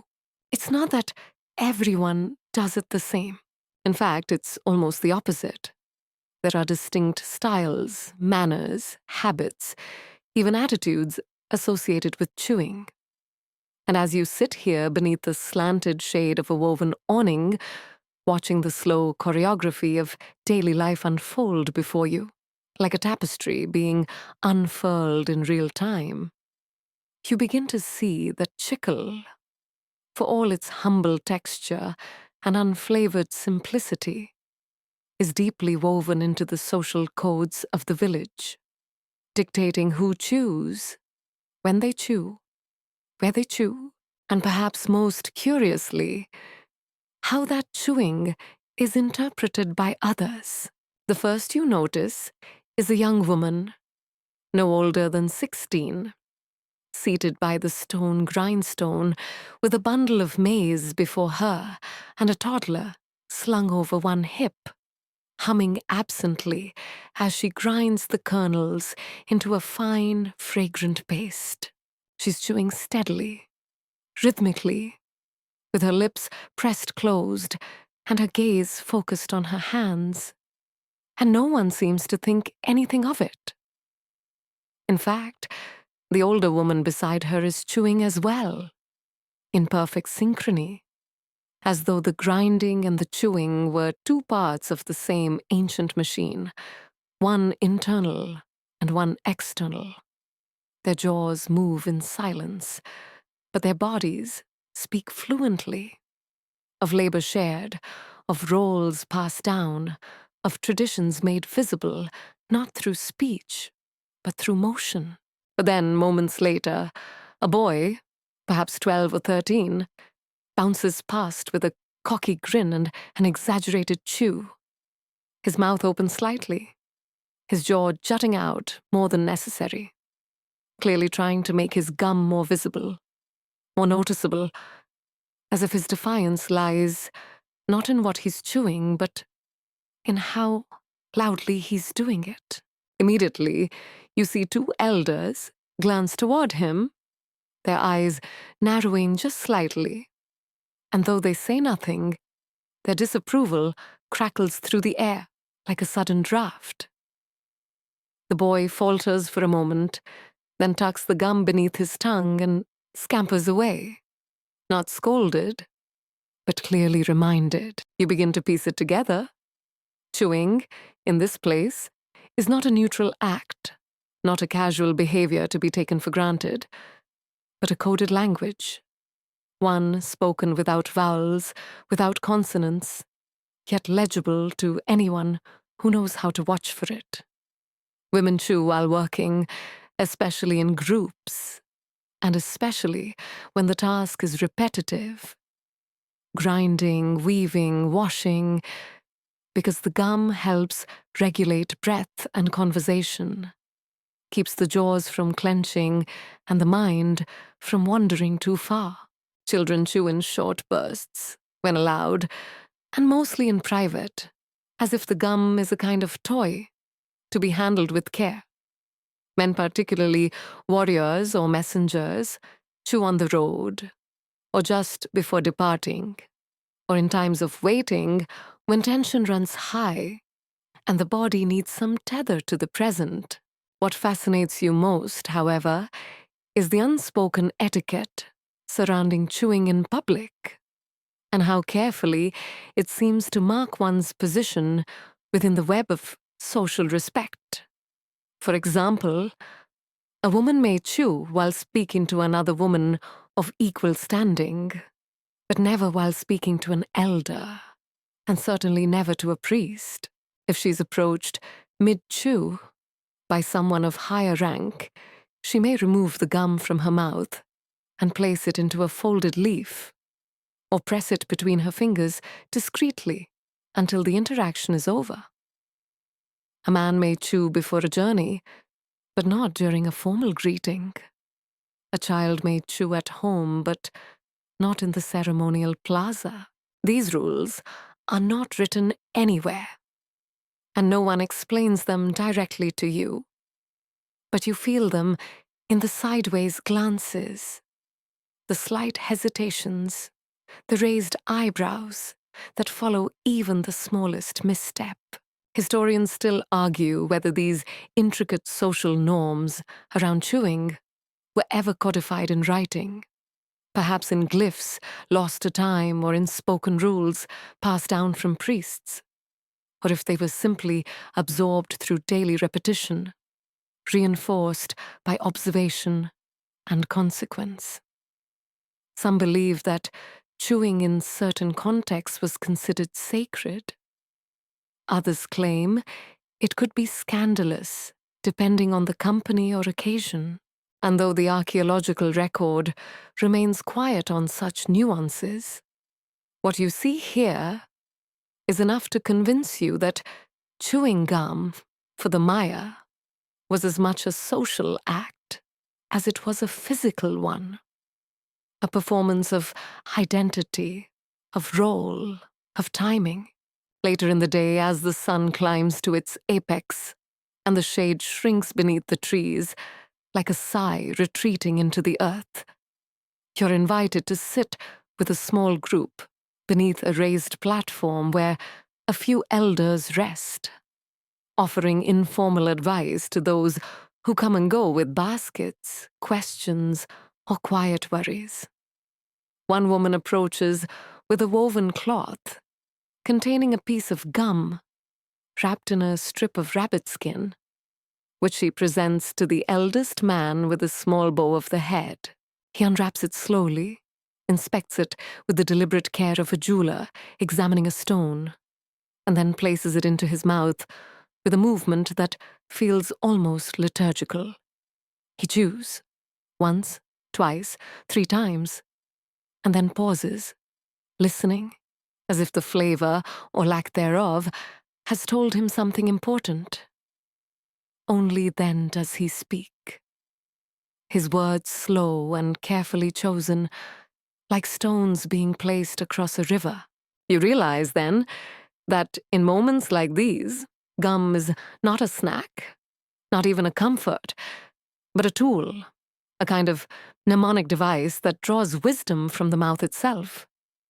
Some elders, you're told, believe that the act of chewing activates memory, not only personal but ancestral, that each movement of the jaw awakens a different layer of stored knowledge, that wisdom is not locked in the mind alone, but must be chewed into being, softened by motion, made pliable by repetition. And though you cannot say for sure whether it is true, the idea lodges in your thoughts like a seed, and you begin to notice how often people chew when remembering, when storytelling, when searching for the right word.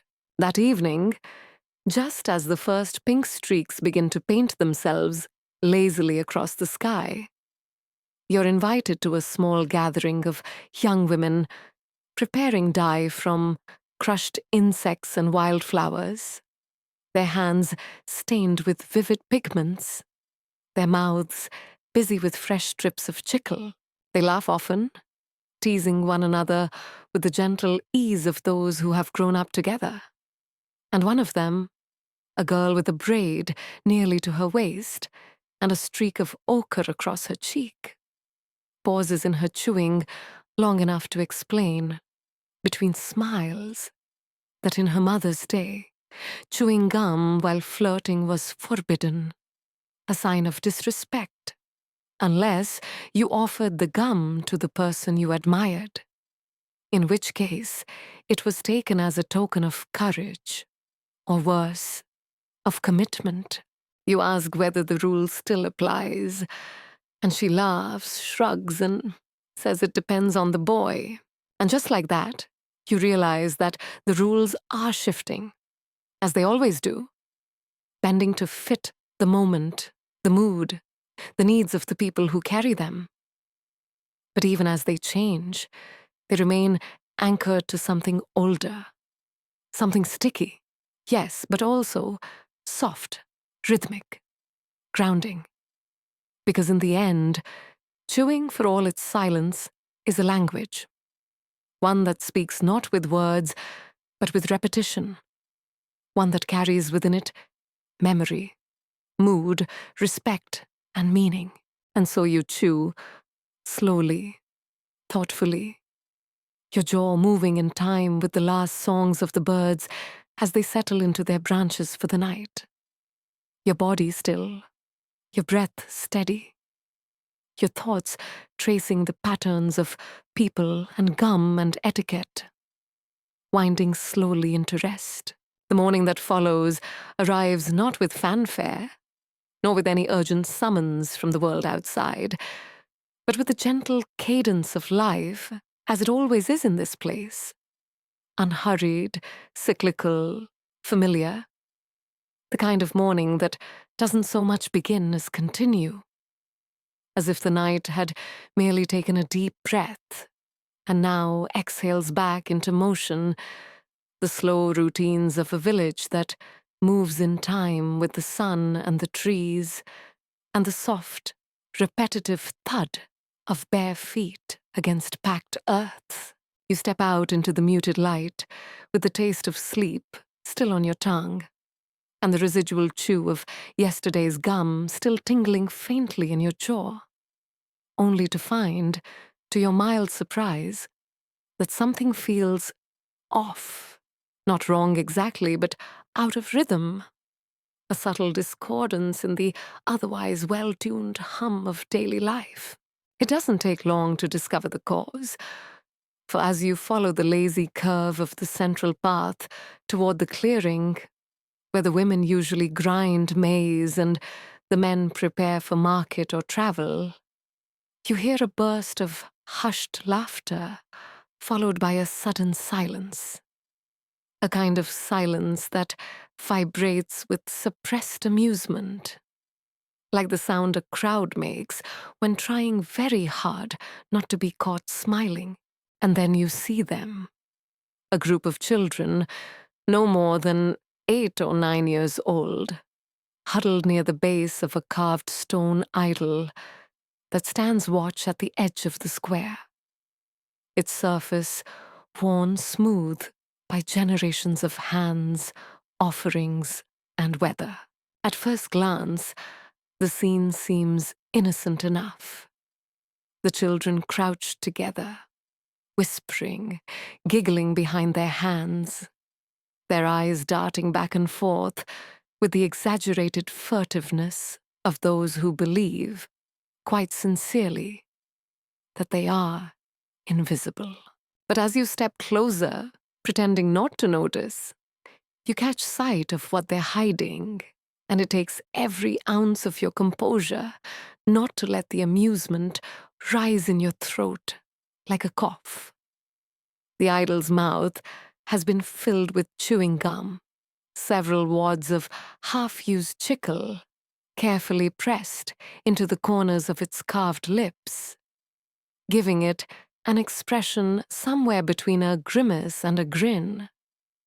Its stony face, now adorned with the unmistakable traces of childish rebellion.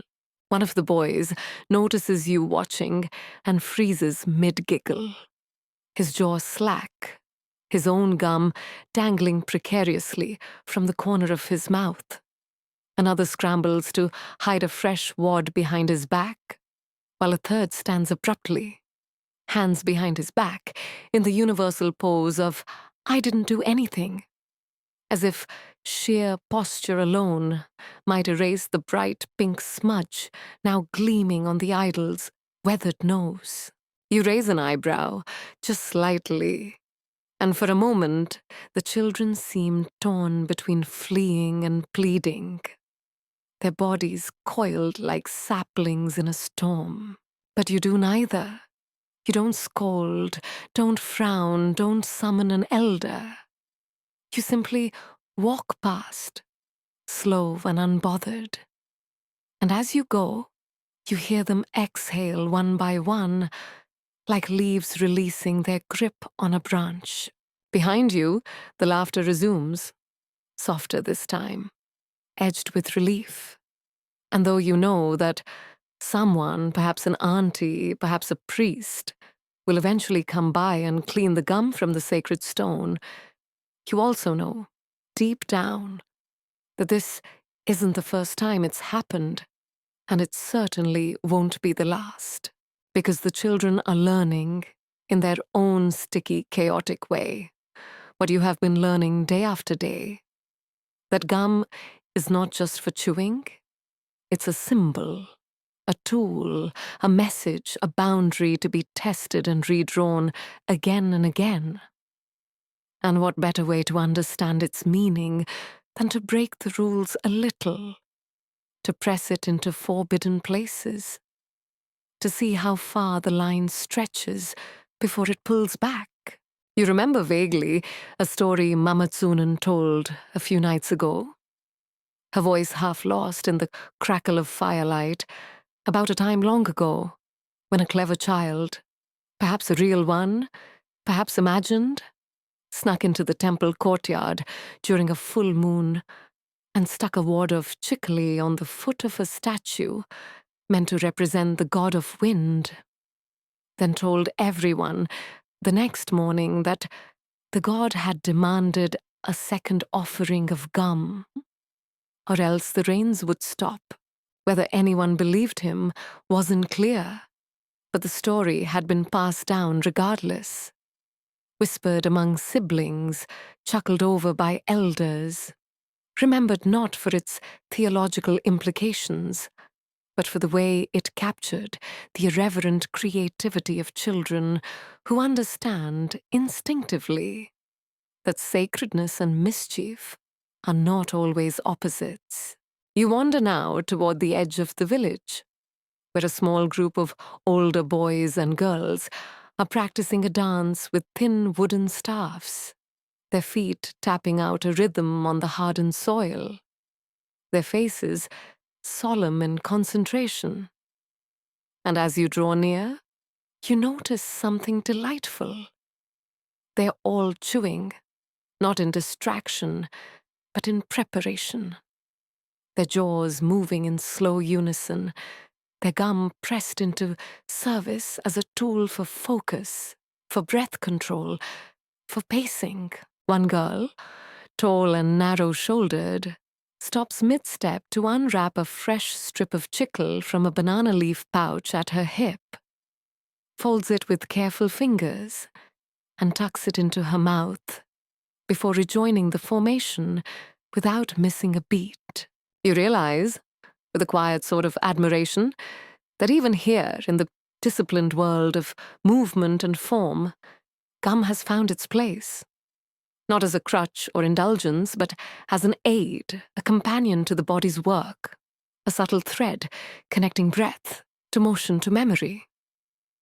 It is, in many ways, a kind of muscle memory in the mouth, something to return to when the steps falter or the count is lost.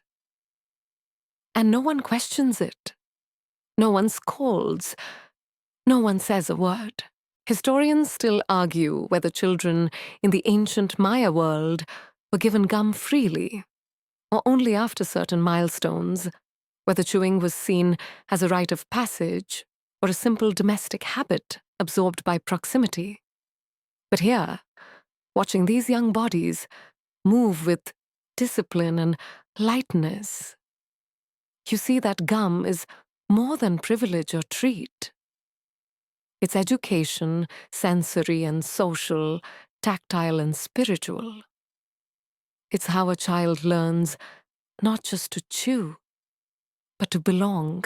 Later in the afternoon, when the light has turned thick and drowsy again, and the smell of roasted maize begins drifting through the air like a lazy promise, you find the children once more.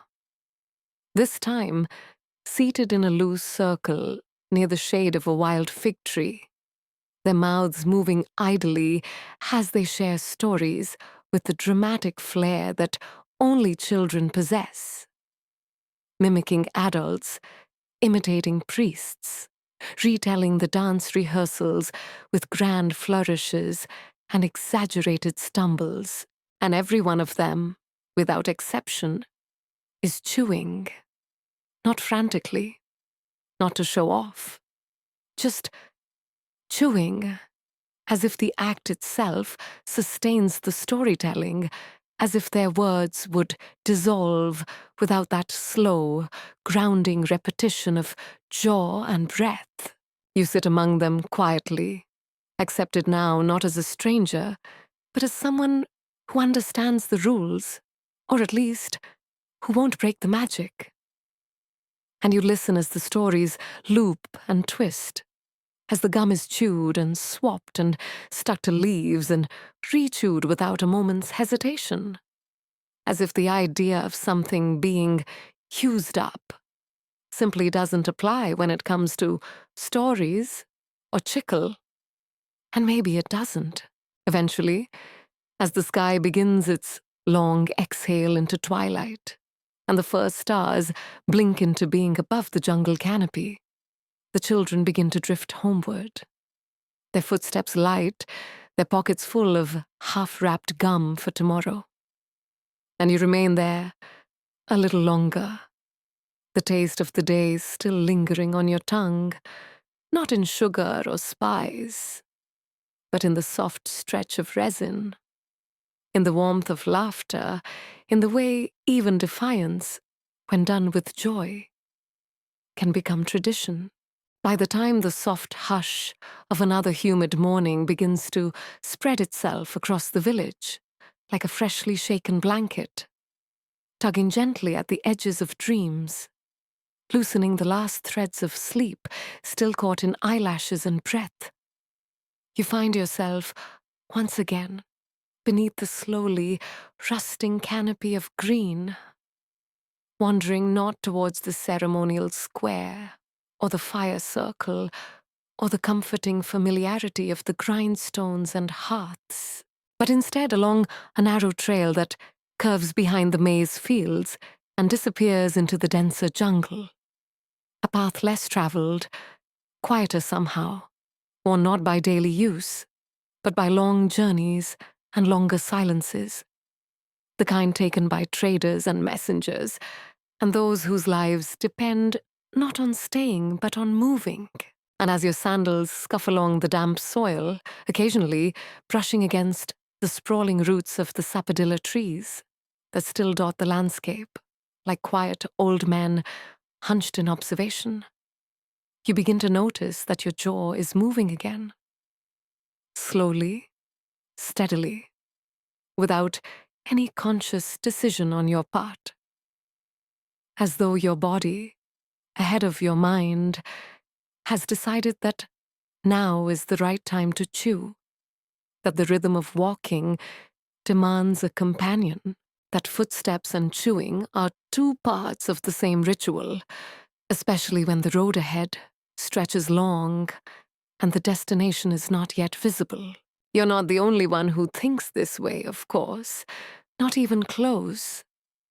For as the morning unfolds and the path begins to widen, you encounter your first pair of travelers.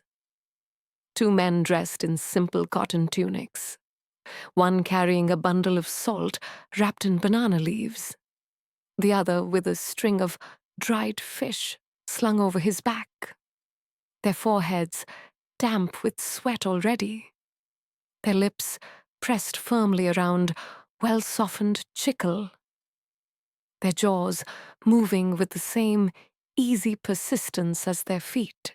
They nod to you as they pass, not stopping, not speaking, because there's no need. Your shared chewing is its own greeting, its own acknowledgement. The silent understanding of those who know that sometimes the best way to endure the journey is to chew through it. You fall in behind them at a respectful distance, your pace matching theirs instinctively.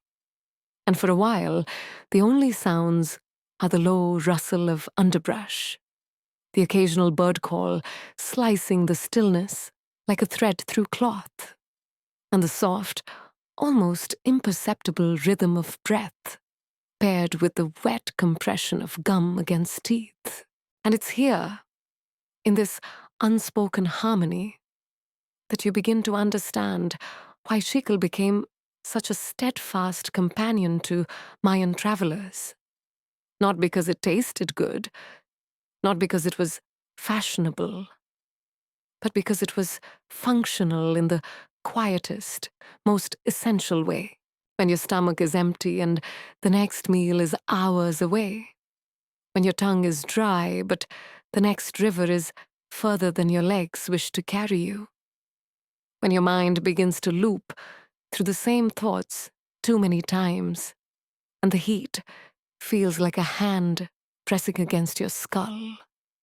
The act of chewing grounds you, keeps you present, keeps your breath steady, gives your mouth something to do, so your mind doesn't spin itself into exhaustion. And when there are 2 or 3 of you traveling together, but conversation is too tiring or too risky or simply unnecessary, chewing becomes the thread that ties you, the rhythm that holds your group together, like a song hummed just under the breath. You continue onward, the trail dipping and rising beneath your feet. And at one point, you stop near a cluster of broad-leaved plants to rest in the shade, where a group of merchants has gathered for a break, seated on stones or crouched beneath tree limbs, their burdens set gently to the side. They are passing around a small pouch of chicle, unwrapping fresh pieces and folding them between fingers with the same kind of care you might expect from someone tying knots in fishing line or brushing dust from a sacred object. And as they chew, they begin to speak. Not loudly, not rapidly, but in the slow, metered cadence that fits this place and this pace. A conversation made possible, perhaps even shaped, by the gum itself. One man, older than the rest, with a long scar running down the side of his neck, like a piece of forgotten thread, begins to recount a journey from years ago. How he walked from the coast to the mountains. How he bartered salt for obsidian. How he ran out of food halfway back and survived on gum alone for 3 days. The others nod, not in disbelief, but in recognition. And one of them jokes that his wife says he never stops chewing even in his sleep, to which the older man replies, without missing a beat, "That's how I dream straight." And they all laugh. Not loudly, but with the easy mirth of those who have walked long roads and found companionship in the same small, sticky ritual. Historians still argue whether chicle was truly regarded as a travel provision in its own right, or merely something incidental that happened to accompany merchants and messengers on their long treks through the jungle.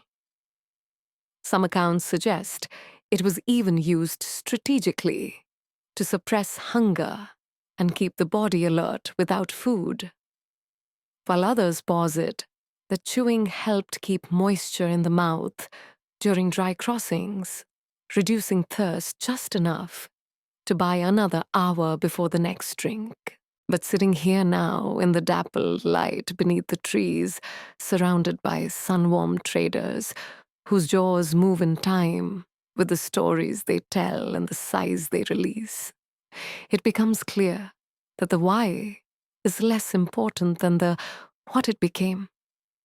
A companion, a tool, a rhythm. You rise again, chewing more consciously now, your pace slower but steadier, and the jungle begins to open slightly as the trail approaches the edges of another settlement. A smaller village, nestled near the bank of a slow-moving stream, its huts smaller, its marketplace quieter, but still alive with motion, with sound, with the same patterns and smells and textures that have by now become familiar. You notice at once that the children here chew too, just as in the last village, but with a kind of hesitancy, as if the ritual hasn't quite taken root, or perhaps as if their chicle supply is thinner, more precious. You trade a strip of gum with a young boy sitting on a log near the water, his feet swinging above the stream, his eyes wide with curiosity, and he accepts it with both hands, chewing slowly, cautiously, then faster, his eyes lighting up, not at flavor. There is none, but at the feel, the stretch, the presence of something soft and strong in his mouth. Something that makes the world feel more bearable. He tells you, in a shy, halting voice, that his father is a messenger, that he travels to your village every new moon to carry news and trade stories, and that he always brings back a new piece of gum for the boy to try, though he never brings two of the same kind. Some are hard, some are bitter, some are too soft and fall apart. But every piece feels like a message in itself, proof that someone came back, that the road was walked, that the trees still give, and the journey continues. And so you chew together, quietly, by the stream, watching the ripples twist the light into golden ribbons that sway just beneath the surface.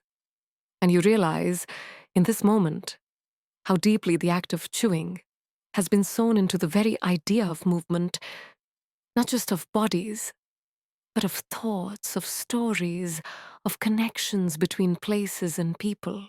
Later that night, long after the traders have moved on, after the stars have crept out to dust the sky with their quiet glow, you sit again by a small fire. Your legs sore, your breath slow, your jaw still working gently at a strip of well-worn gum that has long since lost any hint of elasticity, but remains, somehow, comforting. You think of the roads ahead, the places still to walk, the feet still to follow, and you understand, without needing to say it aloud, that you will never again take a journey without gum in your pocket, not for the sake of hunger or hydration, but because the rhythm of chewing is now part of the rhythm of walking, and the rhythm of walking is how your life will continue to unfold, one slow, sticky step at a time. The days have begun to blend together now, not in the way that boredom dulls the edges of time, but rather in the way that immersion makes one moment flow seamlessly into the next, like beads strung along a single thread, each distinct yet connected, each marked by its own subtle flavor, its own muted texture, and somewhere between the quiet rustle of morning cooking fires and the soft hum of cicadas in the heat of late afternoon, you begin to notice that chicle, once a curiosity and now a constant companion, has become more than a habit.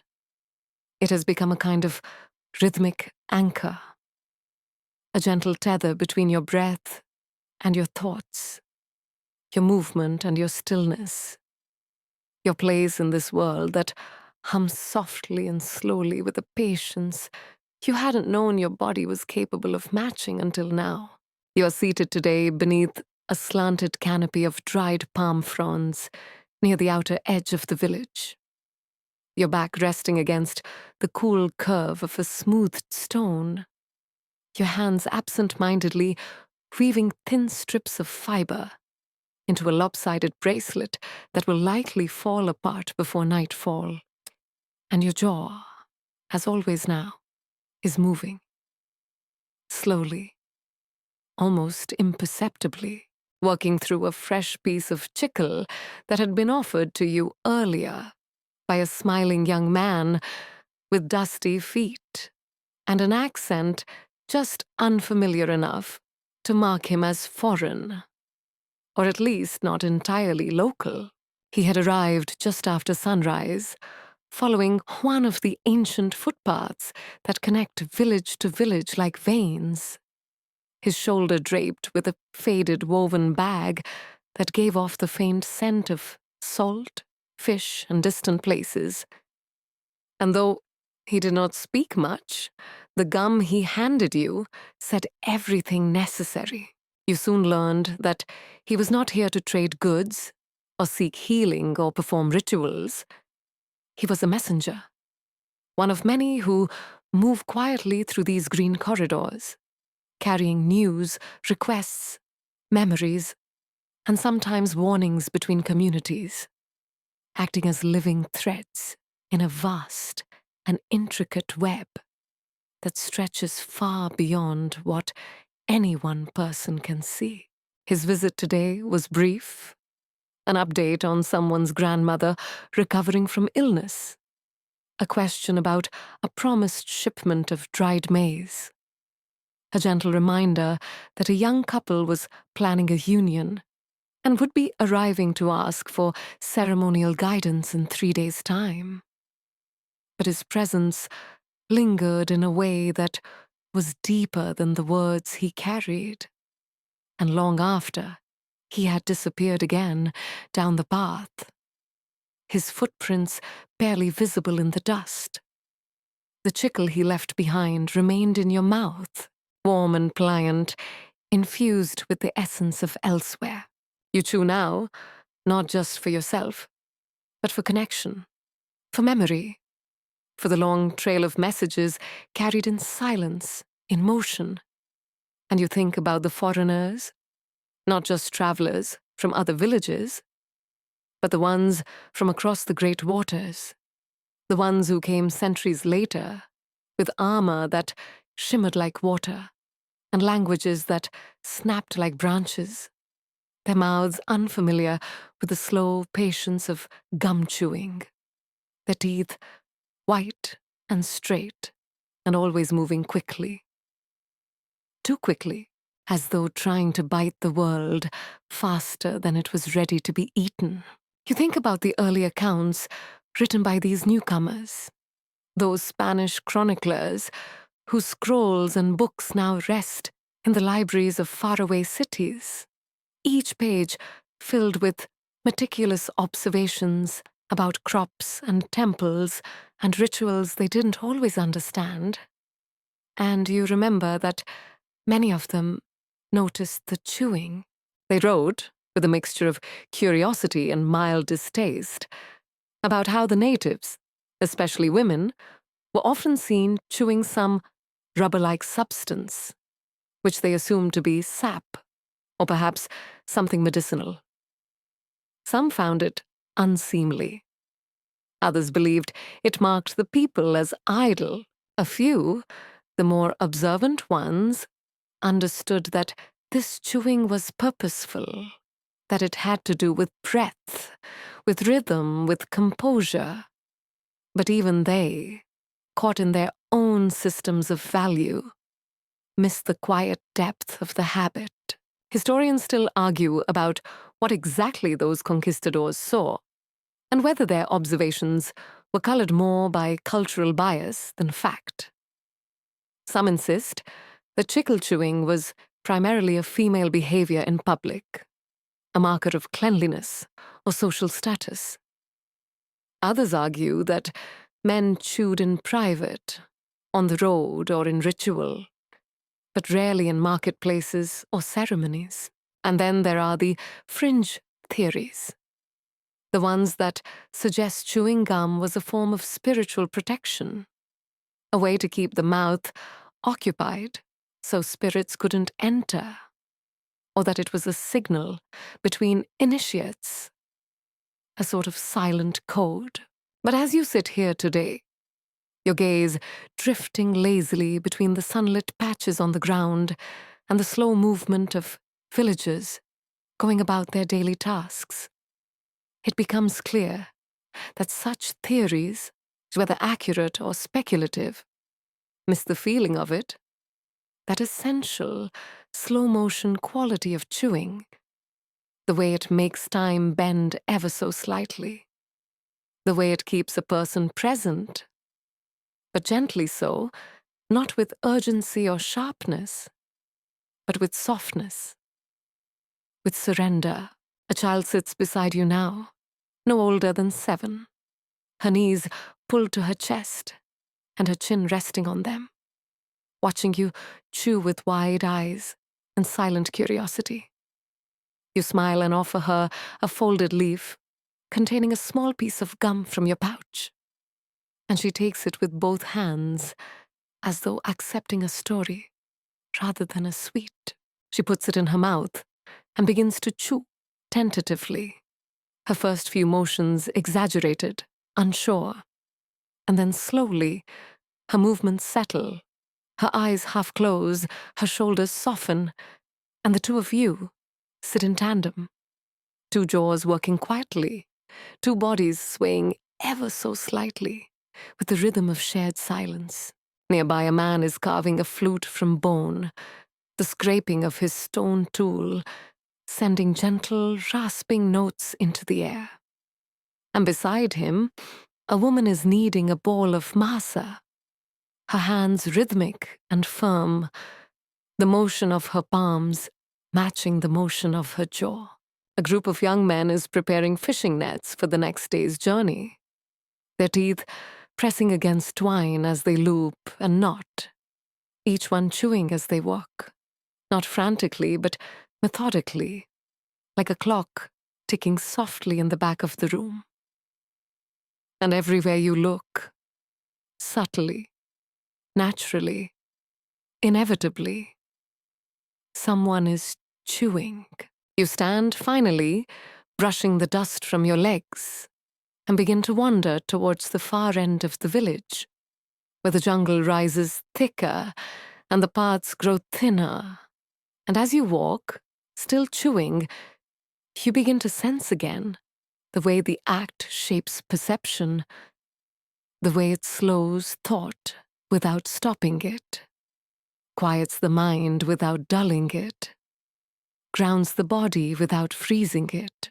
You remember the trader's words from days ago about how he could walk for days with nothing but gum and water.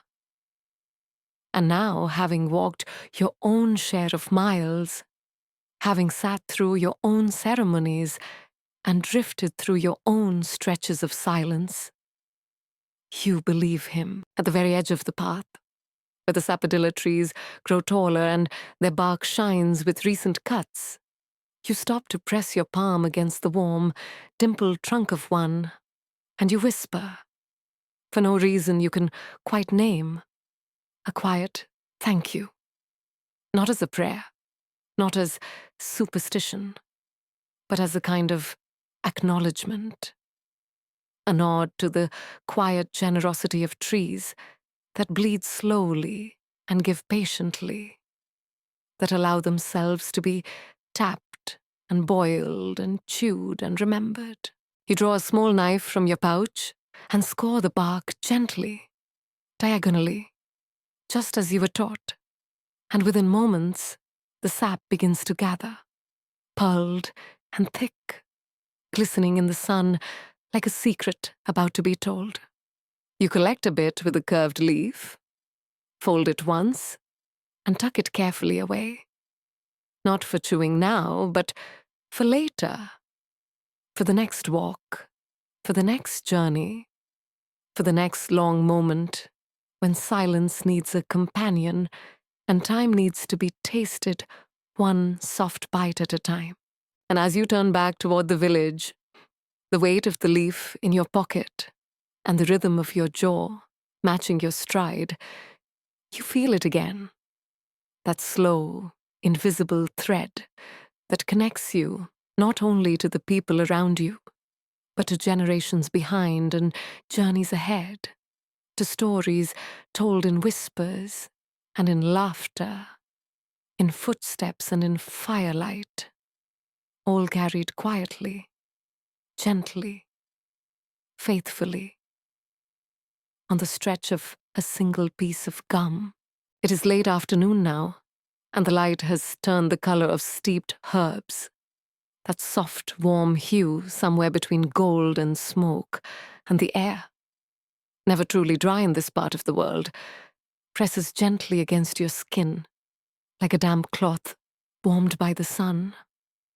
Not uncomfortable exactly, but dense in a way that slows every movement, softens every voice, and blurs the edges of even the most ordinary moments until everything feels suspended in a slow, honey-thick quiet.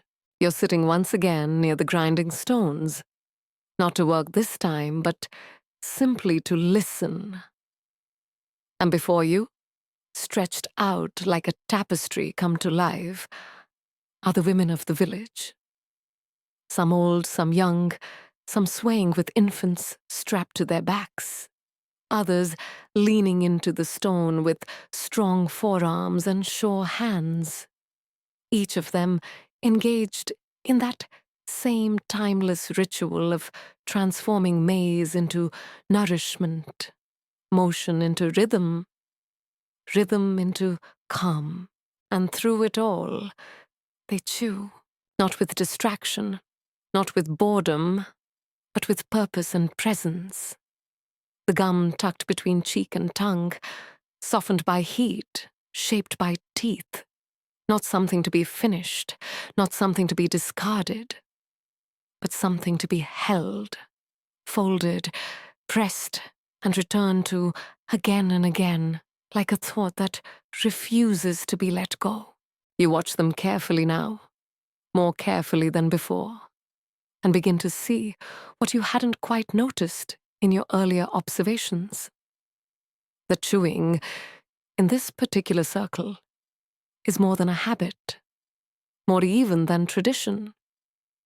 It is a kind of language, and the way it moves through the bodies gathered here is as expressive as any song, any chant, any embroidered tunic or ceremonial mask. The younger women chew faster, their jaws moving in steady beats that match the tempo of their hands against the stone, while the older ones, with eyes like riverbeds and spines bent from years of repetition, chew more slowly, more deeply, pausing now and then to rest the gum beneath their tongues while they sip water from gourd bowls or tell a story that requires careful punctuation. The chewing becomes background music, percussion behind the murmurs, and the murmurs, oh, the murmurs, are where the stories live, floating up in little curls of memory and opinion, bits of gossip woven together with the kind of care usually reserved for weaving cloth or plaiting hair. Today's story drifts into the circle not with drama, but with amusement, carried on the breath of a woman named Itzel, who speaks with her hands as much as with her mouth, and whose laughter always arrives just a beat ahead of her punchlines. She tells of a man whose name is never quite spoken, though everyone seems to know it, who once tried to court two sisters at the same time, promising each one the same bracelet carved from bone and sealed with a kiss on a piece of chewed chicle. The sisters, naturally, discovered the betrayal when one of them found the gum tucked inside the other's woven sash. still warm, still holding the faint scent of his breath. And the resulting confrontation involved no shouting, no fighting, only the quiet, deliberate gesture of both women removing the gifts from their wrists and dropping them into the fire, where the gum hissed and curled and vanished with a sizzle that, according to its cell, echoed louder than any insult ever could. The others laugh, not loudly, but knowingly, and the story continues, morphing as it passes from mouth to mouth, gaining new details, changing cadence, until it becomes less about a man and more about the gum itself, about how chicle can carry memory, how it can hold secrets, how what you chew becomes part of your breath, your words, your scent, and how giving someone gum is not unlike giving them part of your voice, part of your presence, pressed into something that softens in their mouth and stays with them long after you're gone. You sit with this thought for a while, your own gum now well worn, nearly translucent from use, and it occurs to you that chewing has, in some quiet way, become your way of listening, your way of absorbing not just stories, but people, their patterns, their rhythms, their meanings that exist between words. You don't speak here, not today, not in this circle, because to speak would be to interrupt the current, to turn the listening into performing. And for now, your role is to chew and to be still and to remember. Historians still argue whether chewing chicle among women was ever considered a social signal in itself, whether the pace or visibility of the act conveyed status, mood, or intent, or if those interpretations have been projected backward by modern anthropologists, eager to decode every gesture in pursuit of meaning. Some insist that chewing during communal labor sessions like these was simply practical, keeping the mouth moist, reducing hunger, aiding concentration, while others point to surviving oral traditions that hint at more layered understandings, that a woman chewing openly while grinding maize was considered confident, even flirtatious, while one who tucked her gum beneath her tongue and turned her face from the group was guarding a secret or grieving a loss. Whether such codes were universal or varied from village to village remains unclear. But what becomes increasingly evident to you, the longer you sit among these women, is that they know exactly what they're saying, even if no one else hears the words. They chew to comfort, to focus, to express annoyance, to withhold opinion, to mark time, to mimic rhythm, to hide frustration, to pass judgment, to demonstrate patience. And each motion of the jaw is as intentional as the way they fold their skirts or arrange their braids. At one point, an older woman named Sunan, whose hands are as calloused as the grinding stones themselves, pauses her chewing and lifts her chin slightly, casting a glance toward a girl seated a few paces away, who has stopped grinding altogether and is simply staring into the fire. Her gum forgotten, slack in her cheek. There is no reprimand, no scolding, only a subtle twitch of Sunan's eyebrow and a gentle tapping of her stone, a rhythm that reminds the girl not just to grind, but to chew. And slowly, sheepishly, the girl resumes both tasks, stone and gum moving together once more, like breath and heartbeat returning to sync. You think of all the things we use to signal attention in your world. Phones tilted forward, nods and affirmatives, polite murmurs and eye contact. And how in this world, Here among the grinding stones and firelight and unspoken understandings, chewing does the job just as well, maybe even better, because it requires no performance, no added energy, just presence, just motion, just the slow, rhythmic conversation between mouth and mind, body and story. As the sun begins its slow descent and the grinding stones are set aside, their flat surfaces dusted off and covered for the evening, the women begin to stand, stretching their backs, brushing the remnants of maize from their skirts, and slowly dispersing into the shadows of huts and hearths, some still chewing, some pressing their gum into leaves to be returned to later, all of them carrying the same calm assurance that the work of the day has been done. Not rushed, not glorified, not even really noticed in the way loud things are noticed, but done thoroughly and done together. You rise too, your legs tingling from stillness, your jaw tired but oddly satisfied. And as you walk away from the circle, the taste of the day is still lingering faintly behind your molars. You feel something new, something warm, something old, something that hums beneath your skin, like the fading echo of a lullaby you didn't know you remembered. It is not happiness exactly, nor accomplishment, but a kind of wholeness.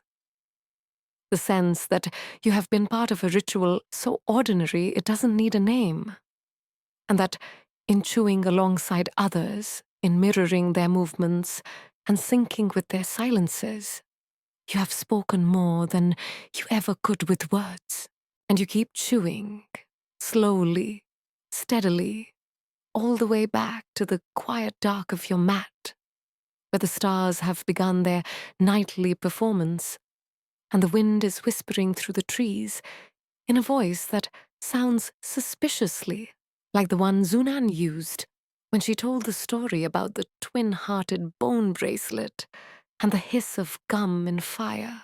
By now, the rhythm of the village has become so deeply woven into your bones that you barely notice its nuances shifting around you, like vines slowly curling around the trunk of a tree.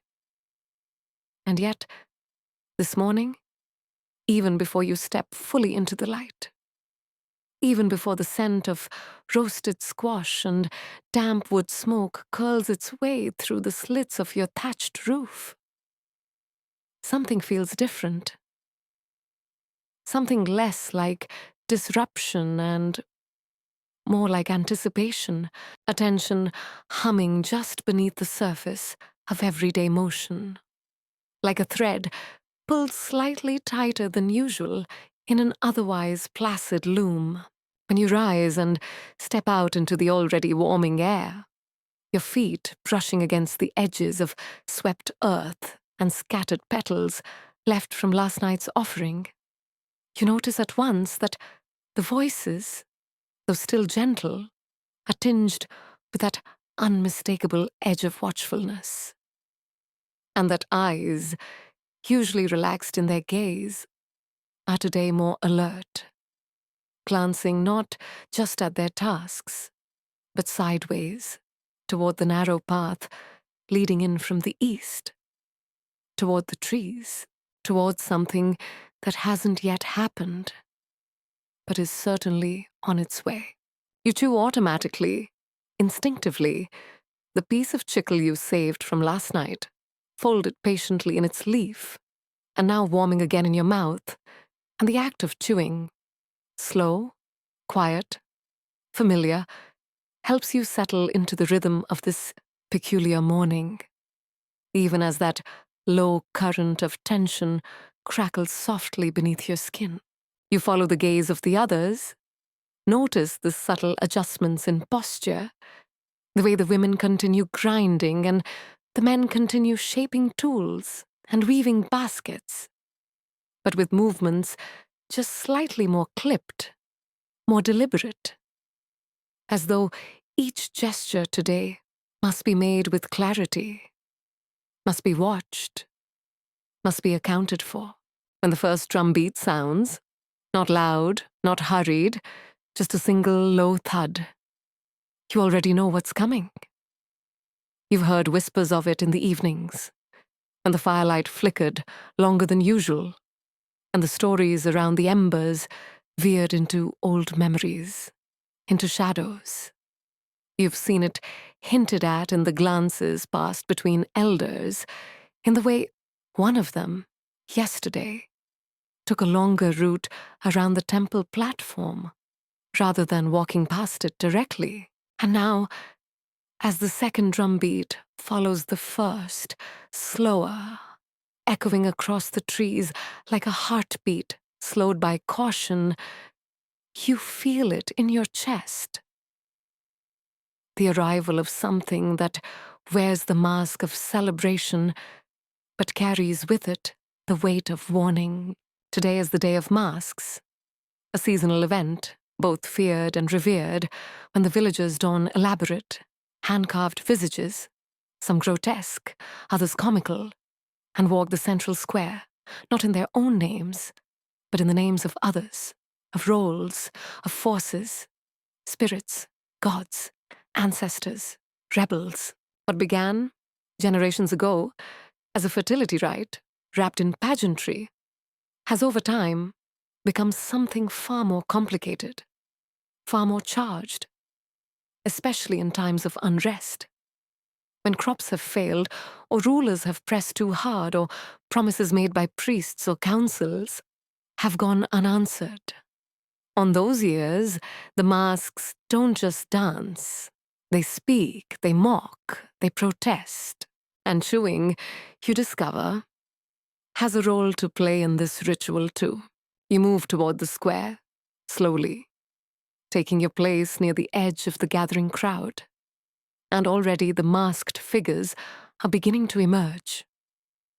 One from the shadows of the weaving huts, another from behind the fire circle, each wearing a wooden face painted in exaggerated lines, their eyes obscured by the slits of identity assumed only for this day. Their mouths, of course, chewing visibly, emphatically, their jaws moving in the slow, deliberate fashion of those who have something to say, but prefer to begin by chewing it.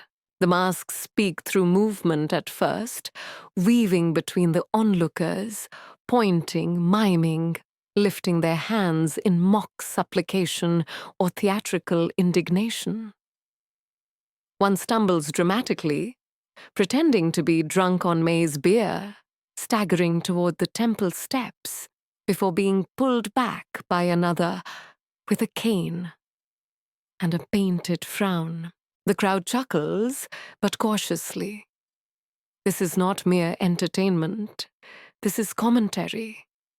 And everyone knows that beneath the exaggerated motions and colorful paint lies a message, one that cannot be spoken aloud the rest of the year, without risk.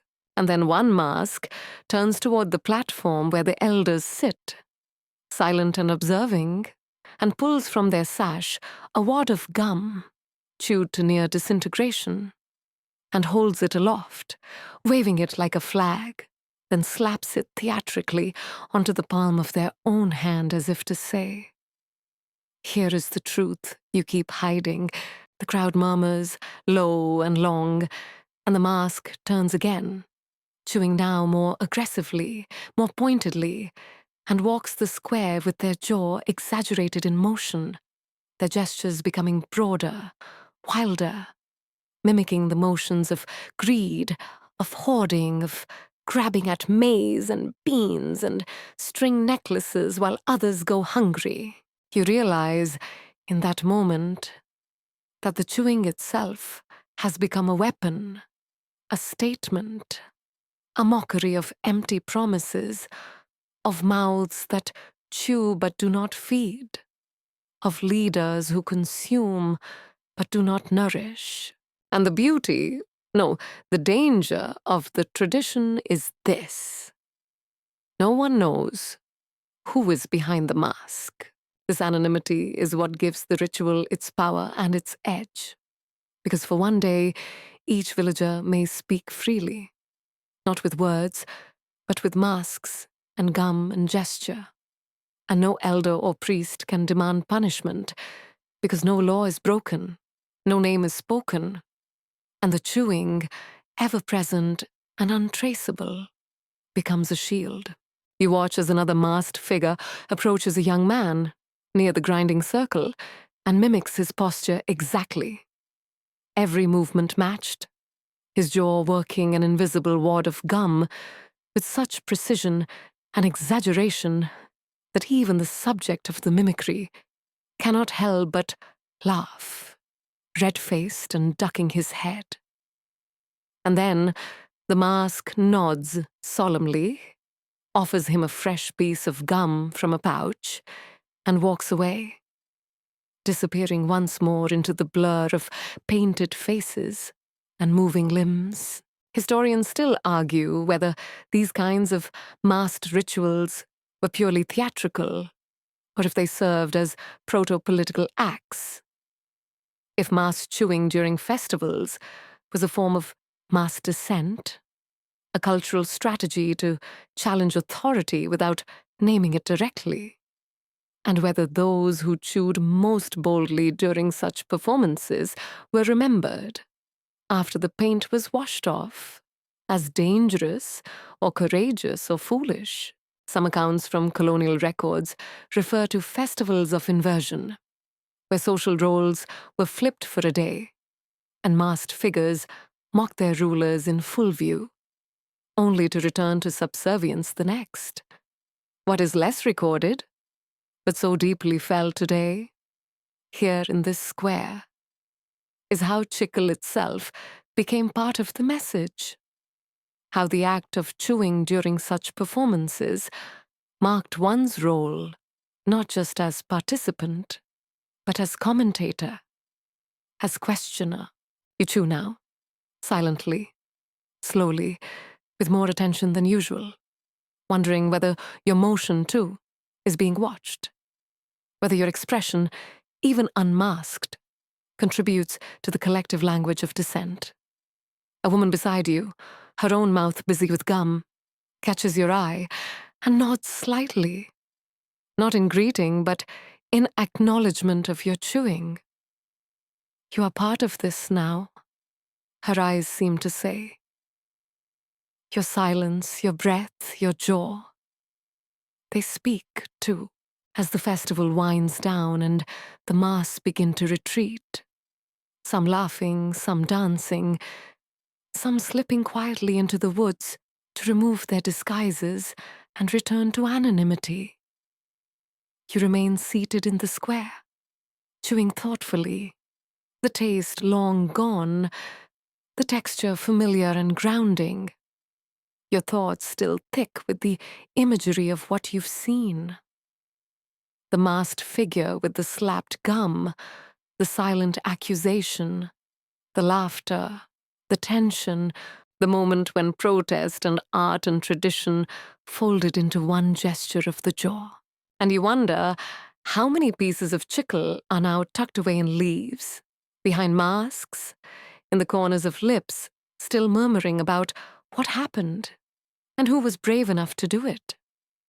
You wonder if the gum will be reused, rechewed, reshaped tomorrow, when the masks are gone, but the meanings remain.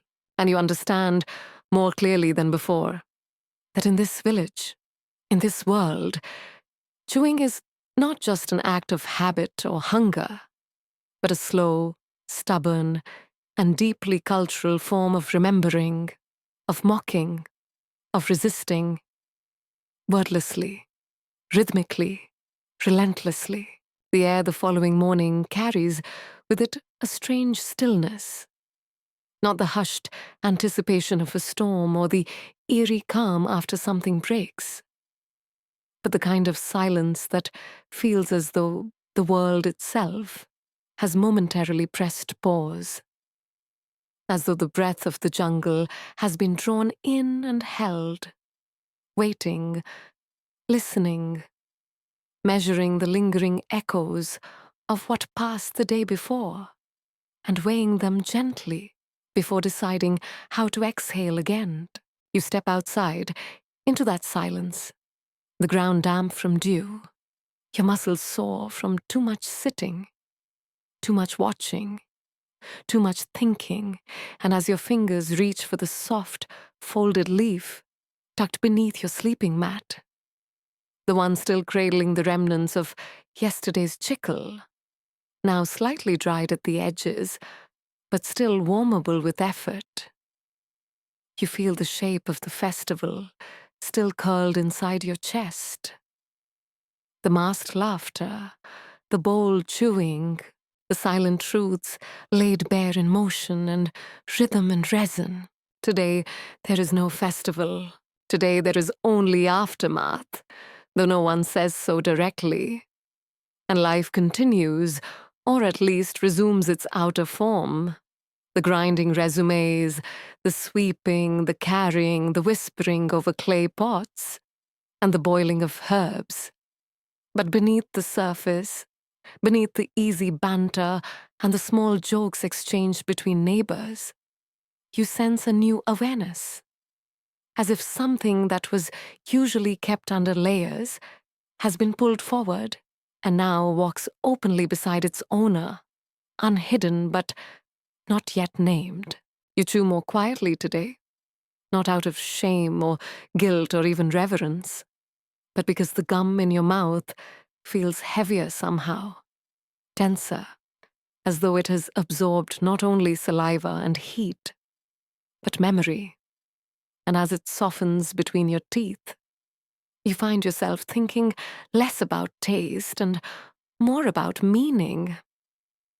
The kind of meaning that doesn't announce itself, but hums quietly, like the soft buzz of insects in the grass, or the feeling of being watched by something that means no harm but wants to know if you're still paying attention. And perhaps that is the question this day is asking. You walk slowly toward the center of the village and find, as you suspected, that the stone idols have been wiped clean. The gum peeled off carefully, the faces washed, the petals swept, the fire circle restructured. But there's a new offering resting quietly at the base of one statue. A folded bundle of leaves, tied with twine, containing a fresh slab of chicle, pressed flat and smooth, untouched. No one stands near it, no one claims it, and yet everyone passing seems to glance at it with the same kind of respect, usually reserved for carved jade or perfectly formed obsidian.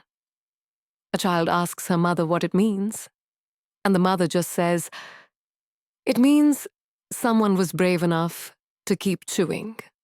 And then they move on, their sandals shuffling over the dust, as though nothing more needed to be said. You continue on to the edge of the village, where the sapodilla groves begin, where the trees lean in just a little more closely, their branches whispering among themselves in the breeze.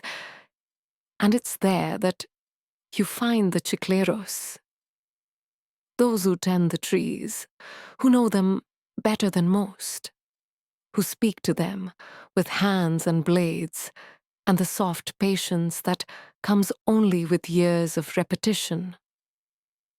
Today, they are not cutting. Today, they are inspecting. One man, tall and lean, with a long scar across his forearm, taps lightly on the bark with the handle of his knife, listening for something only he can hear. Another crouches at the roots, brushing away fallen leaves, looking for signs of disease, of stress, of imbalance. And as you chew, slowly, quietly, standing beneath one of the trees you've grown fond of in your time here, you begin to understand that the trees felt yesterday too. not because they think or feel in the way humans do, but because everything here is connected by rhythm. Tree, soil, footstep, jaw. And when the chewing changes, the forest listens. You remember Mama Tazunan's saying, almost as a joke, but not quite, that gum carries energy. And now, in the quiet morning light, you wonder what kind of energy the trees received yesterday, when masked jaws chewed in protest and laughter and truth, when resin once meant for calm was used, instead to speak. One of the chicleros gestures you over, and without words, places in your hand a fresh strip of chicle, soft, pale, still warm from the tree, and you understand immediately that it is not meant for you to chew. Not yet. Perhaps not ever. It is a gift, yes, but also a responsibility. A reminder that even the quietest traditions carry weight. That the simple act of chewing can ripple outward into something vast and trembling and real. You fold the strip into a leaf and tuck it into your sash, not beside your hip, but over your heart. And the chiclero nods once before turning back to his work. Later, in the shade of a hut where 3 women are sorting beans into baskets, you sit on a low stool and chew again. Not the fresh strip, but the older one, softened once more between your palms, now warm and familiar, and just pliant enough. And as your jaw settles into its rhythm, one of the women begins to speak, slowly, as though feeling her way through the words, not about the festival, but about a time long ago, before masks, before idols, when her grandmother was a girl and the village had nearly torn itself apart over a land dispute that no one remembers clearly anymore. But that caused neighbors to stop speaking, to stop sharing water, to stop chewing together. And she says, softly, chewing between words, that what ended the feud wasn't a council or a priest or a decree, but a pot of boiled chicle shared between the women, distributed evenly, 1 piece for each family. No speech given, no names listed, just gum warm and soft and quiet. And that afterward, without ever declaring it aloud, people began to chew again in each other's presence, to nod again, to offer again. The rhythm returned. The breath synced. The village healed, not through law, but through motion. Historians don't have records of stories like these because they are not dramatic, not bloody, not sung in war chants or carved into stele. They are too soft, too ordinary, too slow. But sitting here, chewing in rhythm with women whose mothers taught them to mend through gesture and resin, you begin to suspect that history is full of forgotten resolutions, of peace forged not with parchment, but with patience, not with signatures, but with shared silence. You rise as the sun begins to descend once more, its light catching in the trees like golden threads pulled loose from the sky.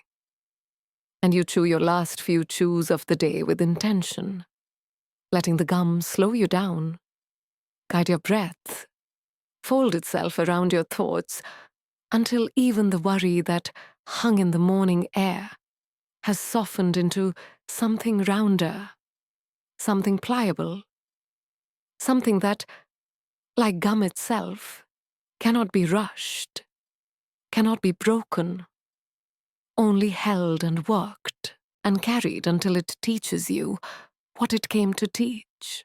And before returning to your mat, you pause beside the stone idol once more, where the fresh slab of chicle still rests, untouched, and you bow your head, not in prayer, not in apology, but in acknowledgement. And you understand without needing to be told that today no one will touch it, and that untouched piece says everything that needs to be said. By the time the morning haze begins to lift and the first real beams of sunlight spill across the woven reed mats and earthen courtyards, you're already awake. Not hurried, not restless, but attuned in that deep, still way that comes from having spent enough time in a place that its rhythms have begun to settle into your bones, replacing urgency with understanding, replacing questions with presence. And you find, almost without thinking, that your fingers reach for the small pouch tucked carefully beneath your folded cloak, the one where you now keep your own supply of chicle. Not much, just a few small discs, each one slightly different in shape and scent.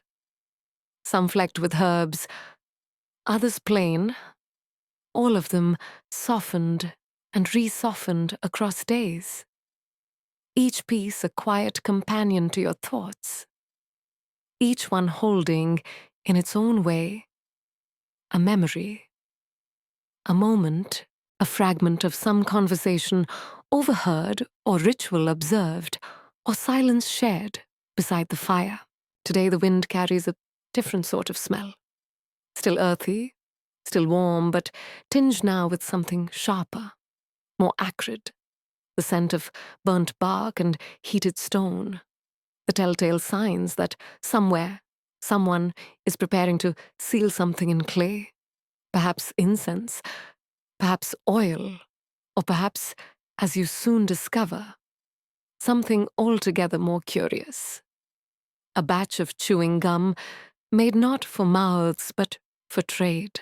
You make your way slowly toward the edge of the village where the potters work, their kilns tucked into a hollow that shelters the smoke and keeps the flames from dancing too high. And as you approach, the heat greets you before the sound does. Waves of warmth pushing against your skin, curling your hair, drawing a slick sheen across your upper lip. And then you hear it, the low, rhythmic hum of women singing under their breath, a kind of song with no lyrics, no melody, just breath and tone and repetition. The kind of sound that tells you something old is being made. You round the corner and there they are, 5 or 6 of them, sleeves rolled, arms bare, their hands moving quickly over thick wooden boards as they press, fold, and shape the soft chicle into little uniform slabs, thicker than those chewed for leisure, more angular, their edges carefully squared, not for convenience, but for value. Because these are not pieces for chewing, not today. They are currency, part of a long tradition in which chicle is not merely plant sap, not merely pastime, but commodity, a good to be weighed, counted, exchanged. One of the women glances up and gives you a nod, wordless but warm, and gestures for you to sit nearby. Not too close. This part of the process is precise, almost sacred, but close enough to observe, and so you do, cross-legged in the dust, your own gum softening between molars, and you watch as the shapes take form.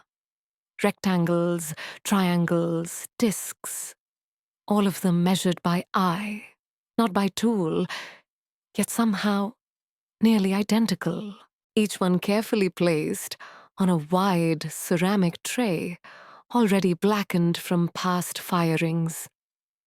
Each one positioned with the reverence one might reserve for votive offerings. A small girl walks by carrying a basket of dried herbs, mint, cacao, annatto, and you realize some of the chicle is being flavored, not to suit a palate, but to mark its origin, to brand it in a sense as coming from this grove, this family, this method. It strikes you that even here, even centuries before any colonial influence or factory or exportation, the Mayans understood branding, understood that a product could carry the story of a place, a people, a grove, and that someone, somewhere down the line, might chew that gum and know, by its taste and texture, exactly where it had come from. Historians still debate whether this form of gum trade ever reached formal marketplaces or whether it remained within a barter system, exchanged for salt, fish, obsidian, or woven goods. But oral traditions in regions across the Yucatan suggest that chicle was absolutely considered a tradable item, and more than that, a prestige item, something one might give to a visitor or offer to a dignitary, a symbol not just of wealth, but of sophistication, of we know how to chew and we know how to share it well. And indeed, that is what begins to unfold before you now. Once the trays are full, the women lift them with practiced ease and carry them toward the kiln, not rushing, not straining, but walking in perfect balance, their hips swaying slightly with the weight, their expressions focused but peaceful. And you rise to follow them, weaving between baskets and low benches until you reach the edge of the firing pit. There, the trays are placed carefully inside, the gum not burned, but warmed, cured gently by the heat so it will harden slightly, enough to make it travel-ready, to keep its shape during journeys, to be tucked into satchels or jars or even hollowed gourds. As the smoke begins to rise, you notice a few other figures arriving, not from within the village, but from the outer trail. Their clothes just a little different in pattern and dye. Their faces familiar, but not intimate. And it clicks. Traders. They've come to exchange, to weigh, to appraise, and perhaps, if negotiations go well, to carry some of this village's chicle back to their own communities. You watch the process unfold. Quiet, respectful, with no shouting or haggling, only murmurs and head tilts, and the occasional rub of thumb against gum to check for softness, for flexibility, for scent. And one by one, pieces are selected, handed over, and replaced with other goods. Woven mats dyed with plant pigments you haven't seen before. Bundles of feathers tied with bone clasps. A small pouch of dried fruit that smells sweet and slightly fermented. Each exchange ends with a small bow, and often you notice a shared chew. Two pieces of gum exchanged directly, chewed in tandem as a final act of trust. And here again, you see that chewing is contract, not in the legal sense, not in ink or stone, but in presence, in commitment, in I will chew this, because I believe what we've just done matters.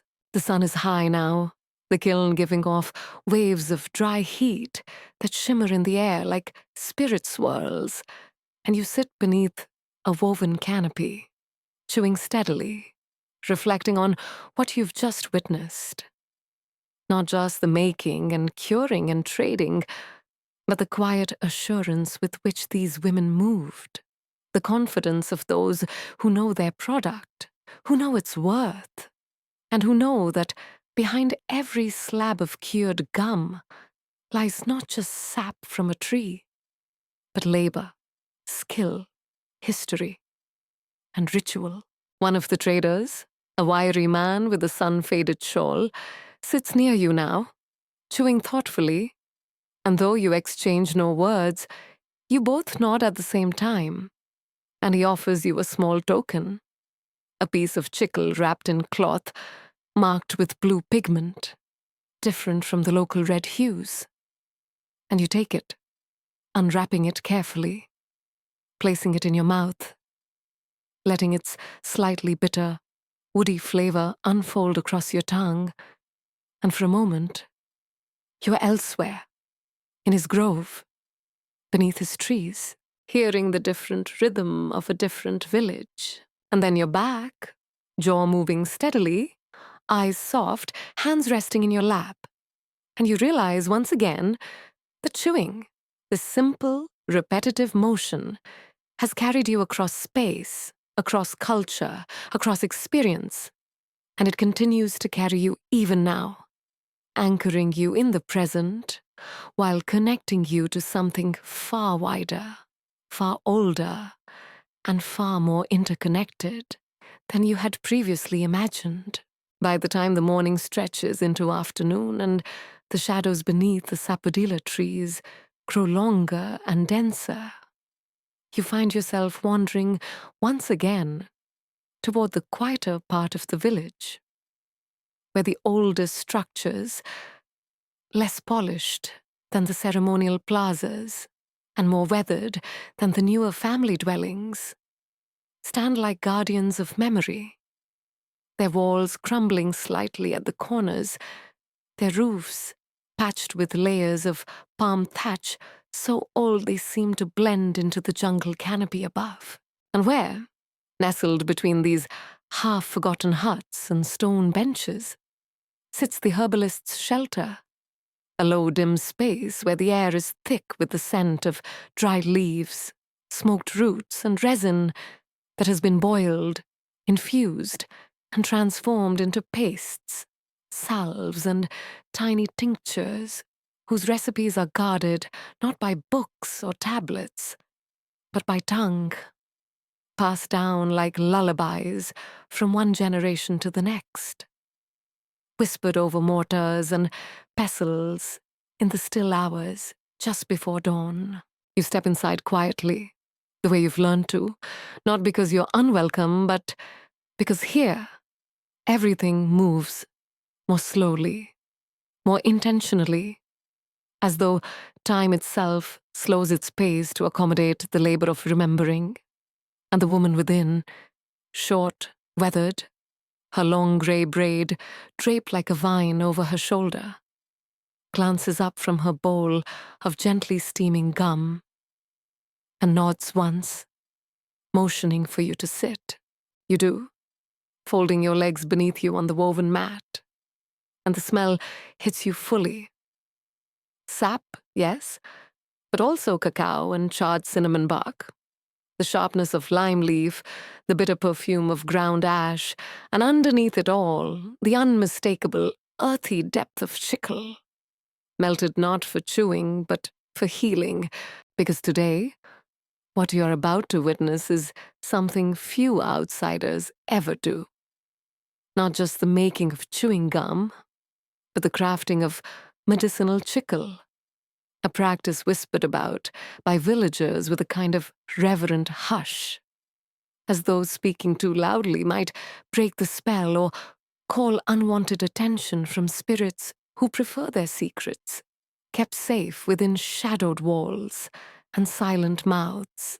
And as your eyes adjust to the dim interior, lit only by the thin slant of light falling through a tiny side window and the orange glow of an earthen brazier, you begin to notice just how carefully curated every detail of this space is.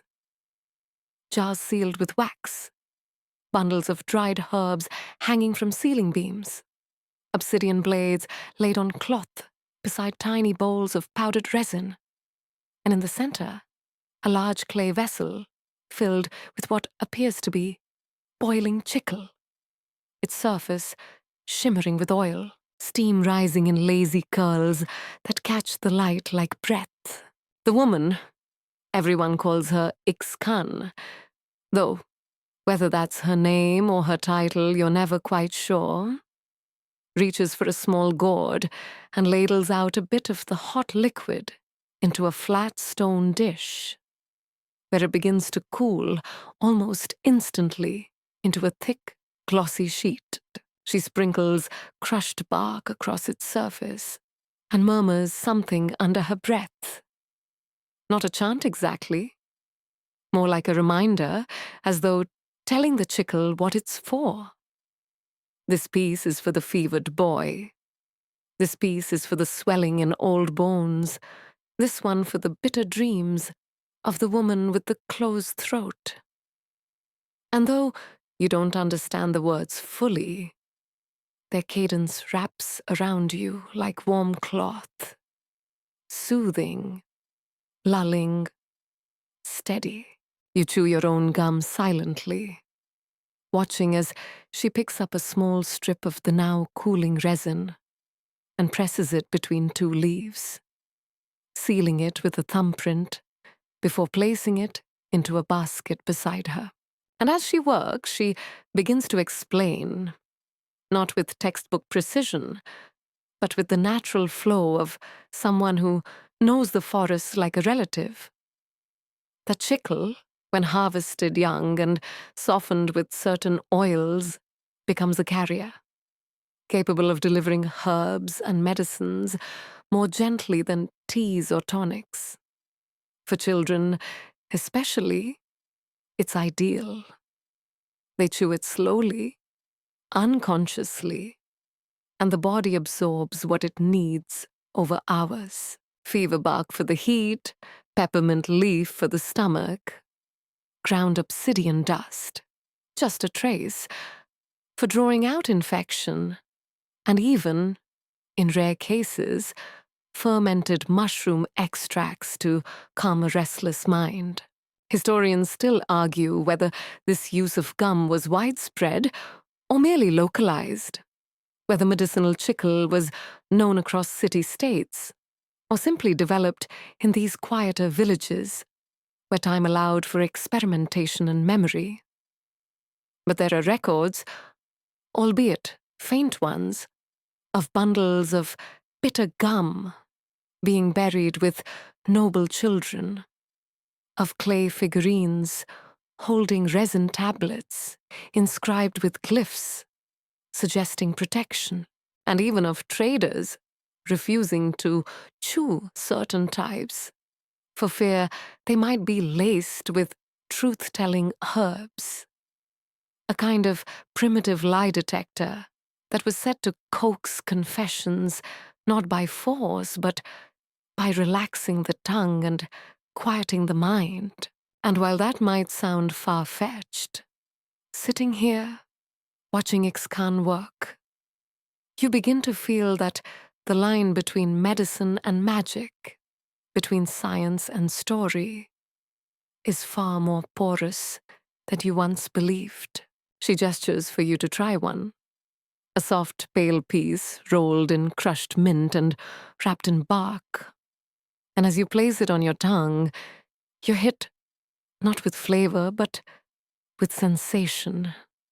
A cooling wave that begins at the roof of your mouth and travels slowly downward, loosening something in your throat, deepening your breath, calming the restless pulse behind your ribs. You chew, and as the piece warms and softens, it releases something faintly floral, slightly bitter, but never unpleasant, and you feel, for lack of a better word, eased. Later, she shows you the chicle paste that isn't meant for chewing at all. Thicker, darker, mixed with charcoal and wax, used to seal wounds or draw out splinters. Sometimes smeared along temples to ease fever dreams, or placed beneath the tongue of the dying. Not as a cure, but as a comfort. A final connection to something familiar, rhythmic, grounding. You begin to understand that chewing gum in this place is not just a tool for entertainment or for trade, but a living archive, a delivery system for memory, medicine, and metaphor, and that those who know how to shape it, to cure it, to infuse it with the right herbs at the right time, are not mere artisans, but something closer to alchemists, blending the practical with the spiritual, until the line between them disappears entirely. Before you leave, Ixcan places a small bundle in your hands, a folded square of cloth, tied with string, inside which are 3 pieces of medicated chicle, each marked with a tiny glyph pressed into its surface. She tells you only this. Chew the first when your heart is restless, chew the second when your body is tired, chew the third when the path ahead is unclear. Then she turns back to her work, and you step out into the light once more, your fingers curled around the bundle, your jaw still moving softly, steadily, carrying the lingering flavor of mint and bark and something else you cannot quite name. And as you walk back past the kilns and the weaving circle, past the temple steps and the stone idol still bearing the faint trace of yesterday's gum, you chew with more awareness than ever. Each bite a kind of question, each stretch of resin a quiet reply. The village breathes around you, children laugh, someone sings off-key, a parrot scolds a monkey from the treetops, and you are part of it all now, not just as an observer, but as a participant, a chewer, a bearer of secrets and salves, a thread woven into this soft, slow fabric of tradition and time. By the next morning, you find yourself waking not with the gentle drowsiness of habit, but with a curious, quiet anticipation pulling at your chest. Something that feels like the hushed thrill of returning to an unfinished story. A story whose next page is written not in ink or carving, but in movement, in the slow unfolding of gum, in rhythm, and in the unexpected way. The day begins to shape itself around a simple errand that turns into an expedition not across space, but across time, and not toward some grand temple or royal archive, but toward a figure who lives alone on the forest's edge, who has no titles, wears no beads, gives no public speeches, but whose name is still whispered by traders and children and elders alike, with the kind of tone reserved for those whose memory stretches farther than the footpaths that connect the village to the rest of the world. They call him Achahbak, which, depending on the dialect and inflection, might mean the chewer, or he who knows the chew, or even, some say jokingly, the one who never spits. And while the joke lands with laughter, there's always something a little nervous in the laughter's edge, as though everyone suspects that Achabak's teeth have ground more truth out of gum than most have squeezed from scrolls, and that what he knows isn't just the flavor of sap, but the language it speaks when properly softened, chewed, and listened to. You take the trail alone, or mostly alone, though the birds accompany you overhead, and the monkeys scold your every footfall, as if you've disturbed their solemn council. And soon the light changes, filtered now through deeper layers of canopy, the air thicker, richer, touched with the sweet scent of ripe sapodilla and the deeper musk of loam and rot and rain. You chew as you walk, slowly, keeping pace with your breath, your heartbeat, your thoughts. And when you arrive at last, it is not to a grand dwelling, but to a leaning hut, its walls draped with moss and old vines, its roof partially caved, its entrance flanked not by guards or glyphs, but by a circle of discarded gum, each piece hardened with age, pressed with thumbprints, etched with tiny carvings, spirals, dots, faces, stars, as though the people who had come before had left behind not messages, but chewed offerings, little monuments to the conversations that had happened here. Our Chahbak is already outside, barefoot, grey-haired, skin leathery and gleaming with humidity, seated cross-legged on a mat that appears to be made entirely of chewed and pressed chicle, its surface cracked like old leather, but somehow still springy beneath him.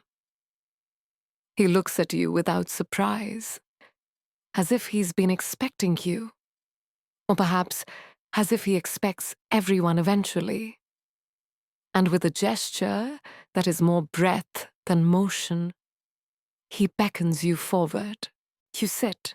He does not speak at first, and neither do you, because the moment feels too still, too delicate, and you realize, after a few long, silent chews, that this is the first test. The chewing itself, not what you brought, not what you want, but how you chew, and so you chew with respect, not too fast, not too shallow, letting the gum unfold in your mouth slowly, like a story being coaxed into being.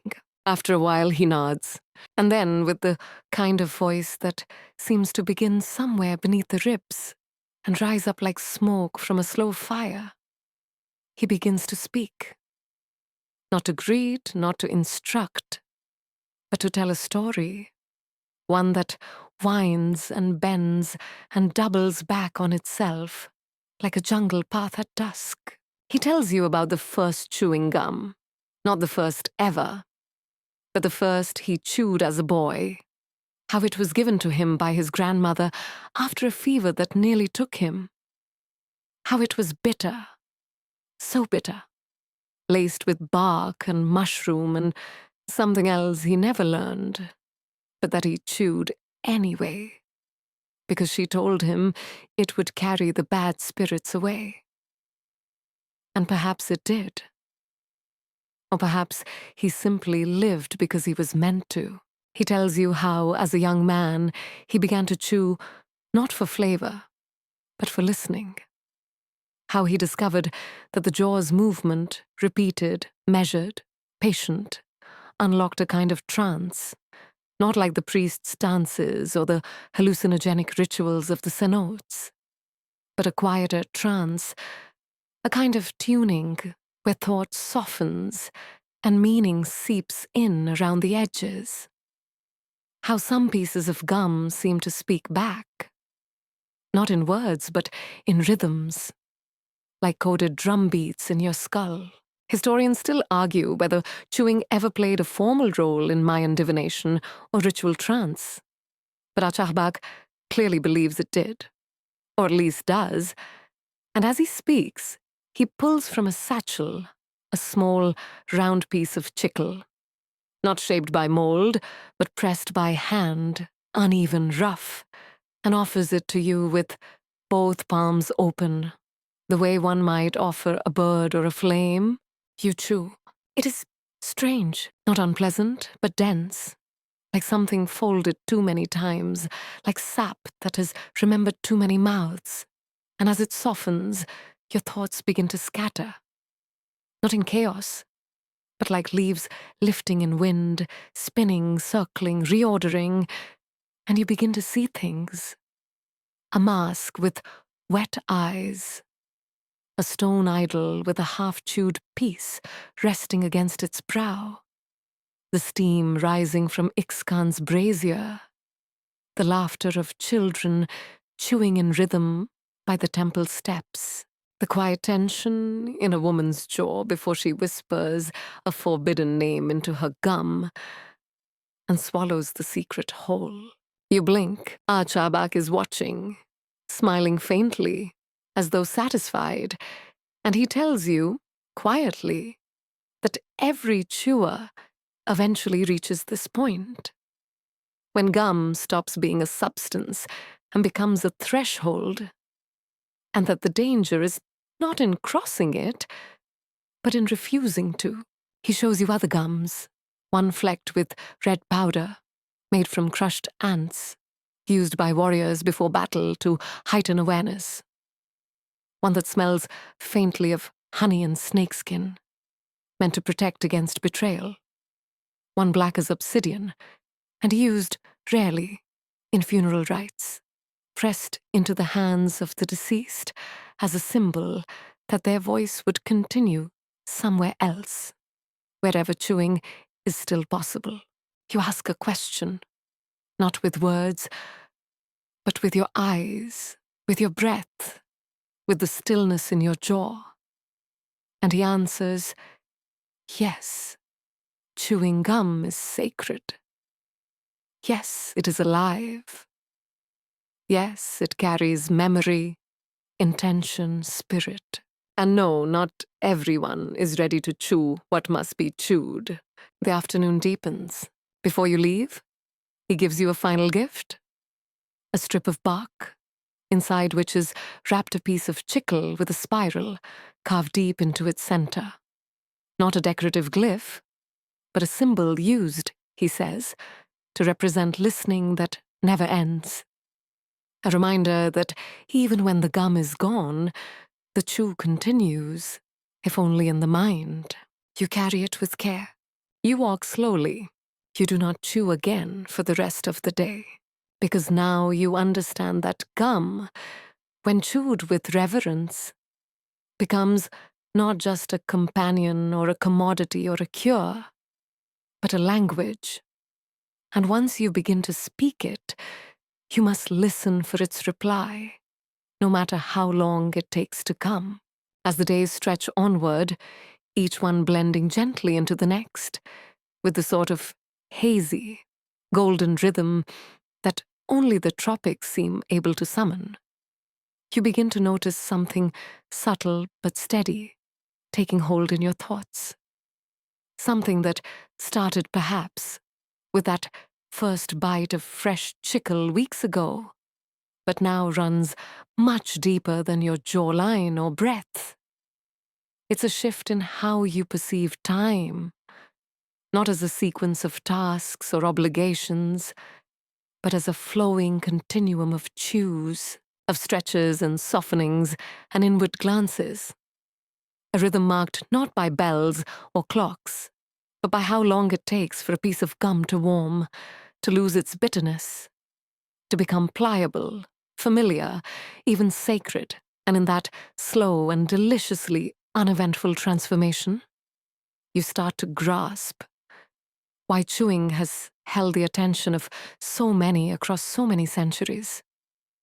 Not merely because of flavor or habit or even hygiene, but because it is one of the few human actions that demands nothing but presence. And it is in this softened mental state, this dreamlike rhythm of breath and bite and wandering thought, that you finally come to understand the other side of the Mayan relationship with chicle. Not just the sacred or the medicinal or the ceremonial, but the deeply mundane, the playfully irreverent, the joyfully silly. Because as much as the gum was chewed in temples and markets and sick beds, it was also chewed in the street corners of villages, between jokes and games, between flirtations and bets and idle storytelling, and perhaps most interesting of all, it was spat, sculpted, and stuck, yes, stuck, to things, on things, sometimes even on people. You discover this rather accidentally as you wander past one of the village altars, where votive offerings are typically placed, small carved gourds, feathers, bits of jade or obsidian, and notice, tucked into the shadowy groove of a stone deity's knee, a faint smear of gum, hardened to a pale, greyish puck, marked by what appears to be a childish glyph. Not sacred, not solemn, just present, almost like a joke or a dare. And when you point it out to one of the women grinding maize nearby, she bursts into laughter, claps her hands, and explains between giggles that the children do this all the time. especially during certain festivals or full moons, when the chewing takes on a more mischievous spirit and becomes part of a series of low-key dares and games. Stick your gum on the nose of a statue, under the step of the temple, behind the ear of the village elder's stone carving, and see how long it lasts before someone finds it and either scolds you or leaves their own piece nearby in silent camaraderie. You are stunned and then delighted by the casualness of it all. For all the reverence you've come to associate with the act of chewing, here is its opposite. And yet not an opposite at all. Just another face of the same old ritual, as though the gods themselves might smile to find their effigies wearing gum mustaches or carrying small chicle hats left behind by giggling toddlers who couldn't yet pronounce ritual, but knew instinctively how to participate in joy. Historians still debate whether these playful uses of chicle qualify as ritual or mere folkloric residue, as one academic dryly put it. But what becomes clear the more you observe is that chewing was woven into Mayan life, not only through the grand ceremonies or medicinal practices, but through daily acts of small creativity. And this creativity, often expressed through sculpture and graffiti-like chicle placement, served not only as humor, but sometimes even as commentary. You come across an old stone relief, half buried in moss near a collapsed wall, and someone tells you the story. During a time of drought, long before your visit, the villagers began sticking chewed chicle balls along the rim of a carved image of the rain god Chak, not as disrespect, but as a petition. A visual and tactile reminder, perhaps, that their mouths were dry, that they still had hope, and that even in hardship they could respond not with despair, but with the tender insistence of ritual humor. And when the rains eventually came, the gum was left there, not scraped away, not discarded, but preserved. Hardened offerings, now fossilized by time, like little prayers embedded in laughter. You find yourself increasingly drawn to this idea that the act of chewing and then leaving something behind, even something seemingly trivial, could serve as a form of communication, not just with others, but with the environment, with memory itself. And so, one quiet afternoon, sitting beneath the sloping arch of a half-crumbled aqueduct, you begin to chew with intention. Not for flavor, not for health, not even for meditation, but for expression. And when the gum has softened just right, when your breath has slowed and your thoughts have stilled, you press the small piece against the smooth stone beside you, flattening it gently with your thumb and calf, using a sliver of obsidian, the simplest glyph you've learned so far. A spiral, the symbol of listening, of stories that don't end. And though no one may ever see it or understand it if they do, it feels right. Feels like you've joined a long and often invisible line of chewers who left behind tiny pieces of themselves, not in archives or tombs or codices, but in jaw-shaped tokens, hidden in corners, tucked beneath statues, curled into the cracks of temple steps and tree trunks and water channels. Little reminders that they were here, they were chewing, they were alive. The sun is beginning to sink lower now, turning everything gold and honeyed, the heat softening into warmth, the breeze finally stirring the wide leaves above your head. and you begin the slow walk back toward the village, past a group of children blowing bubbles with their gum. Yes, bubbles, because someone has figured out that if you chew just the right kind, and if you're patient enough, you can trap air in the soft mass and form perfect, wobbly globes that shimmer before popping with a wet snap that sends everyone into peals of laughter. You smile, because there it is again, chewing as connection, chewing as celebration, chewing as invention.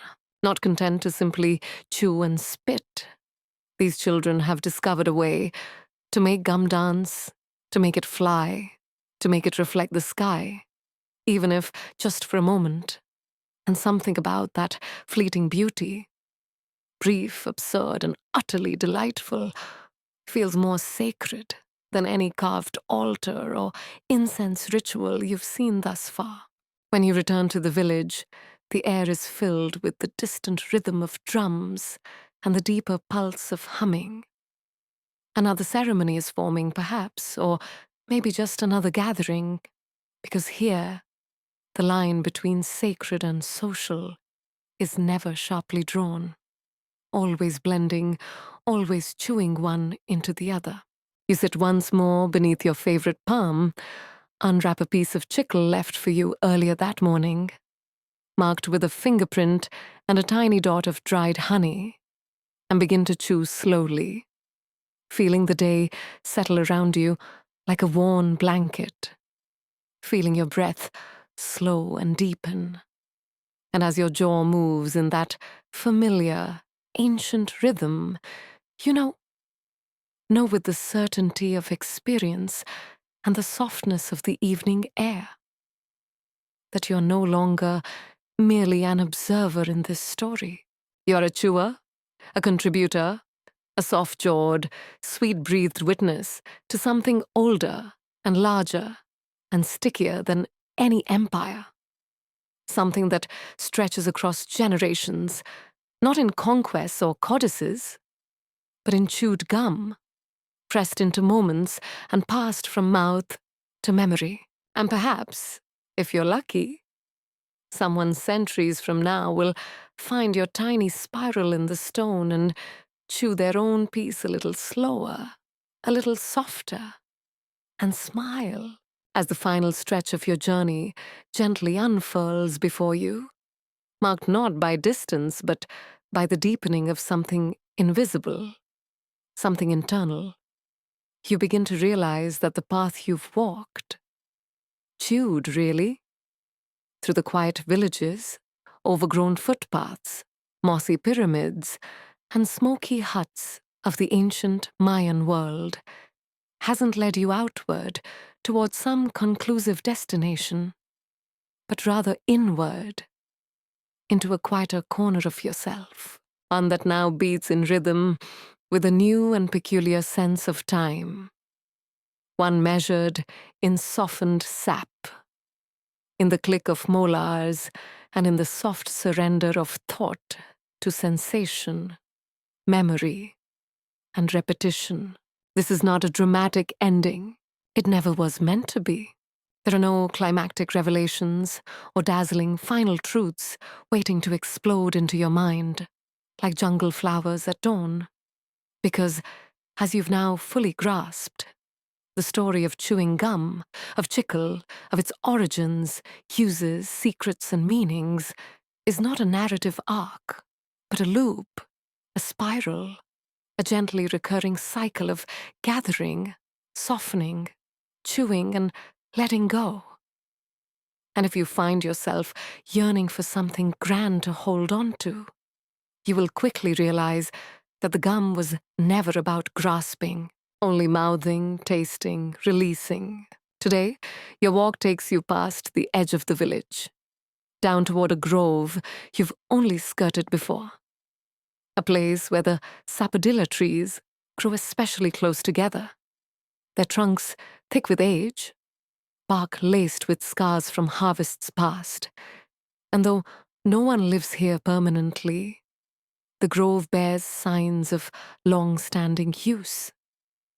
Clay bowls stacked in the shade, a log carved into a bench, a tree stump covered in wax drippings and faded leaves, and, in one corner, a pile of sun-bleached chewing bundles, most too old and dry to bend, but still somehow carrying the soft fingerprint of those who once held them.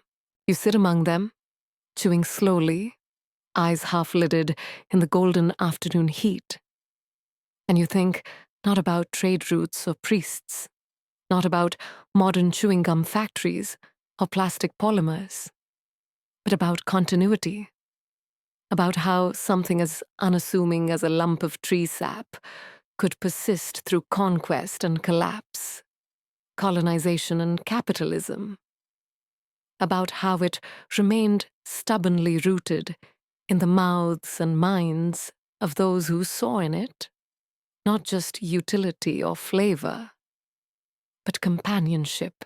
And in that realization comes a strange comfort that even when cities crumble and names are forgotten, the rhythm of chewing can remain, passed from jaw to jaw, like a lullaby without lyrics, its melody shaped by habit, by breath, by longing. And then something catches your attention. Carved into the bark of one of the nearby trees, almost hidden beneath a layer of moss, is a small spiral, faint but unmistakable.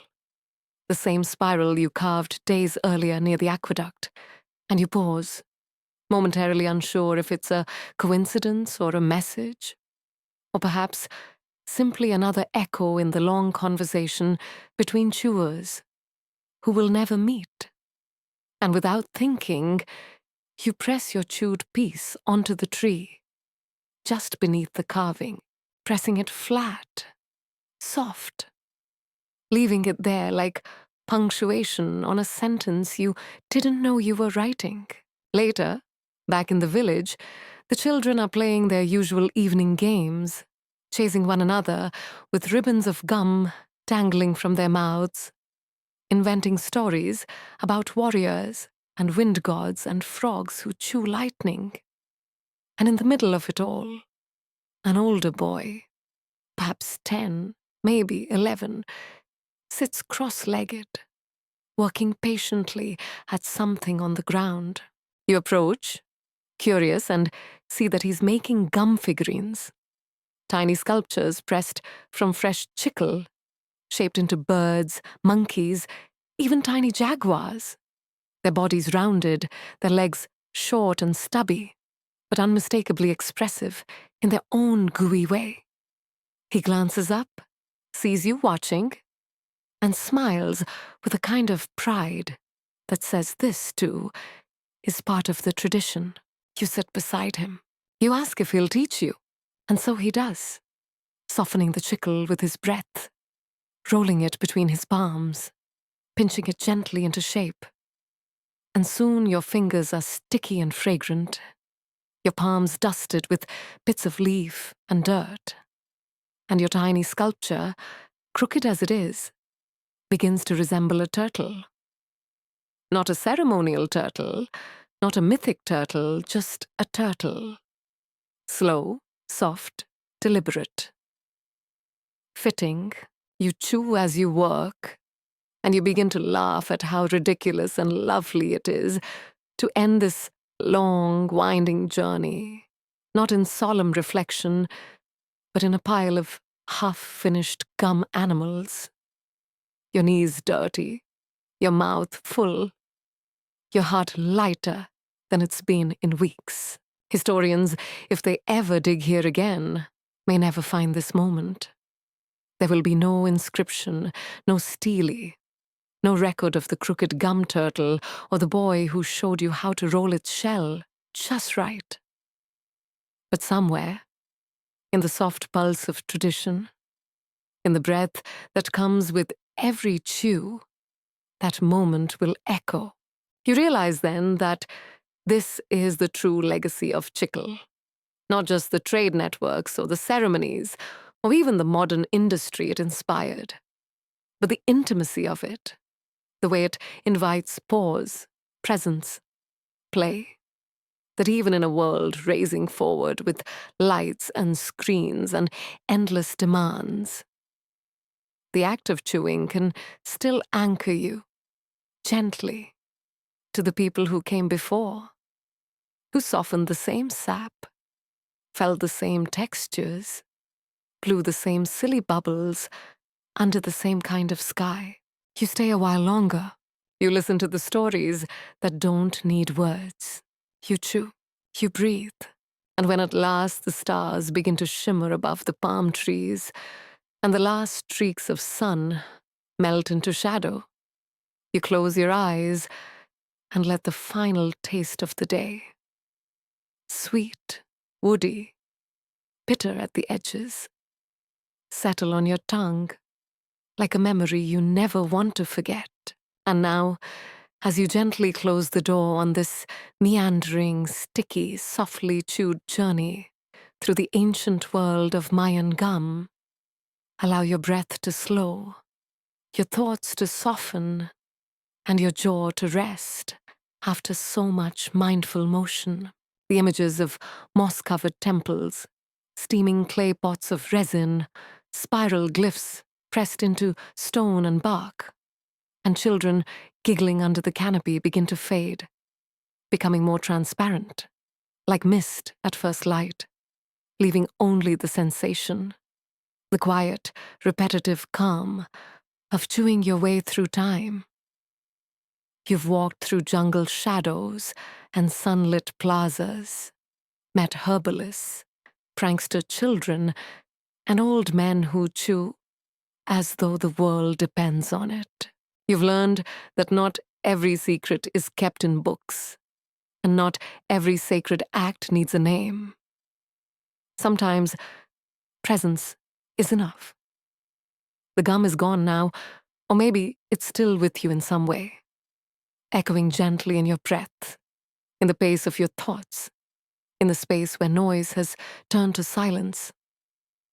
Let it all go now, slowly, softly, like exhaling through half-closed lips. You're safe. You're full. You've chewed your way home. Close your eyes. Let the spiral carry you.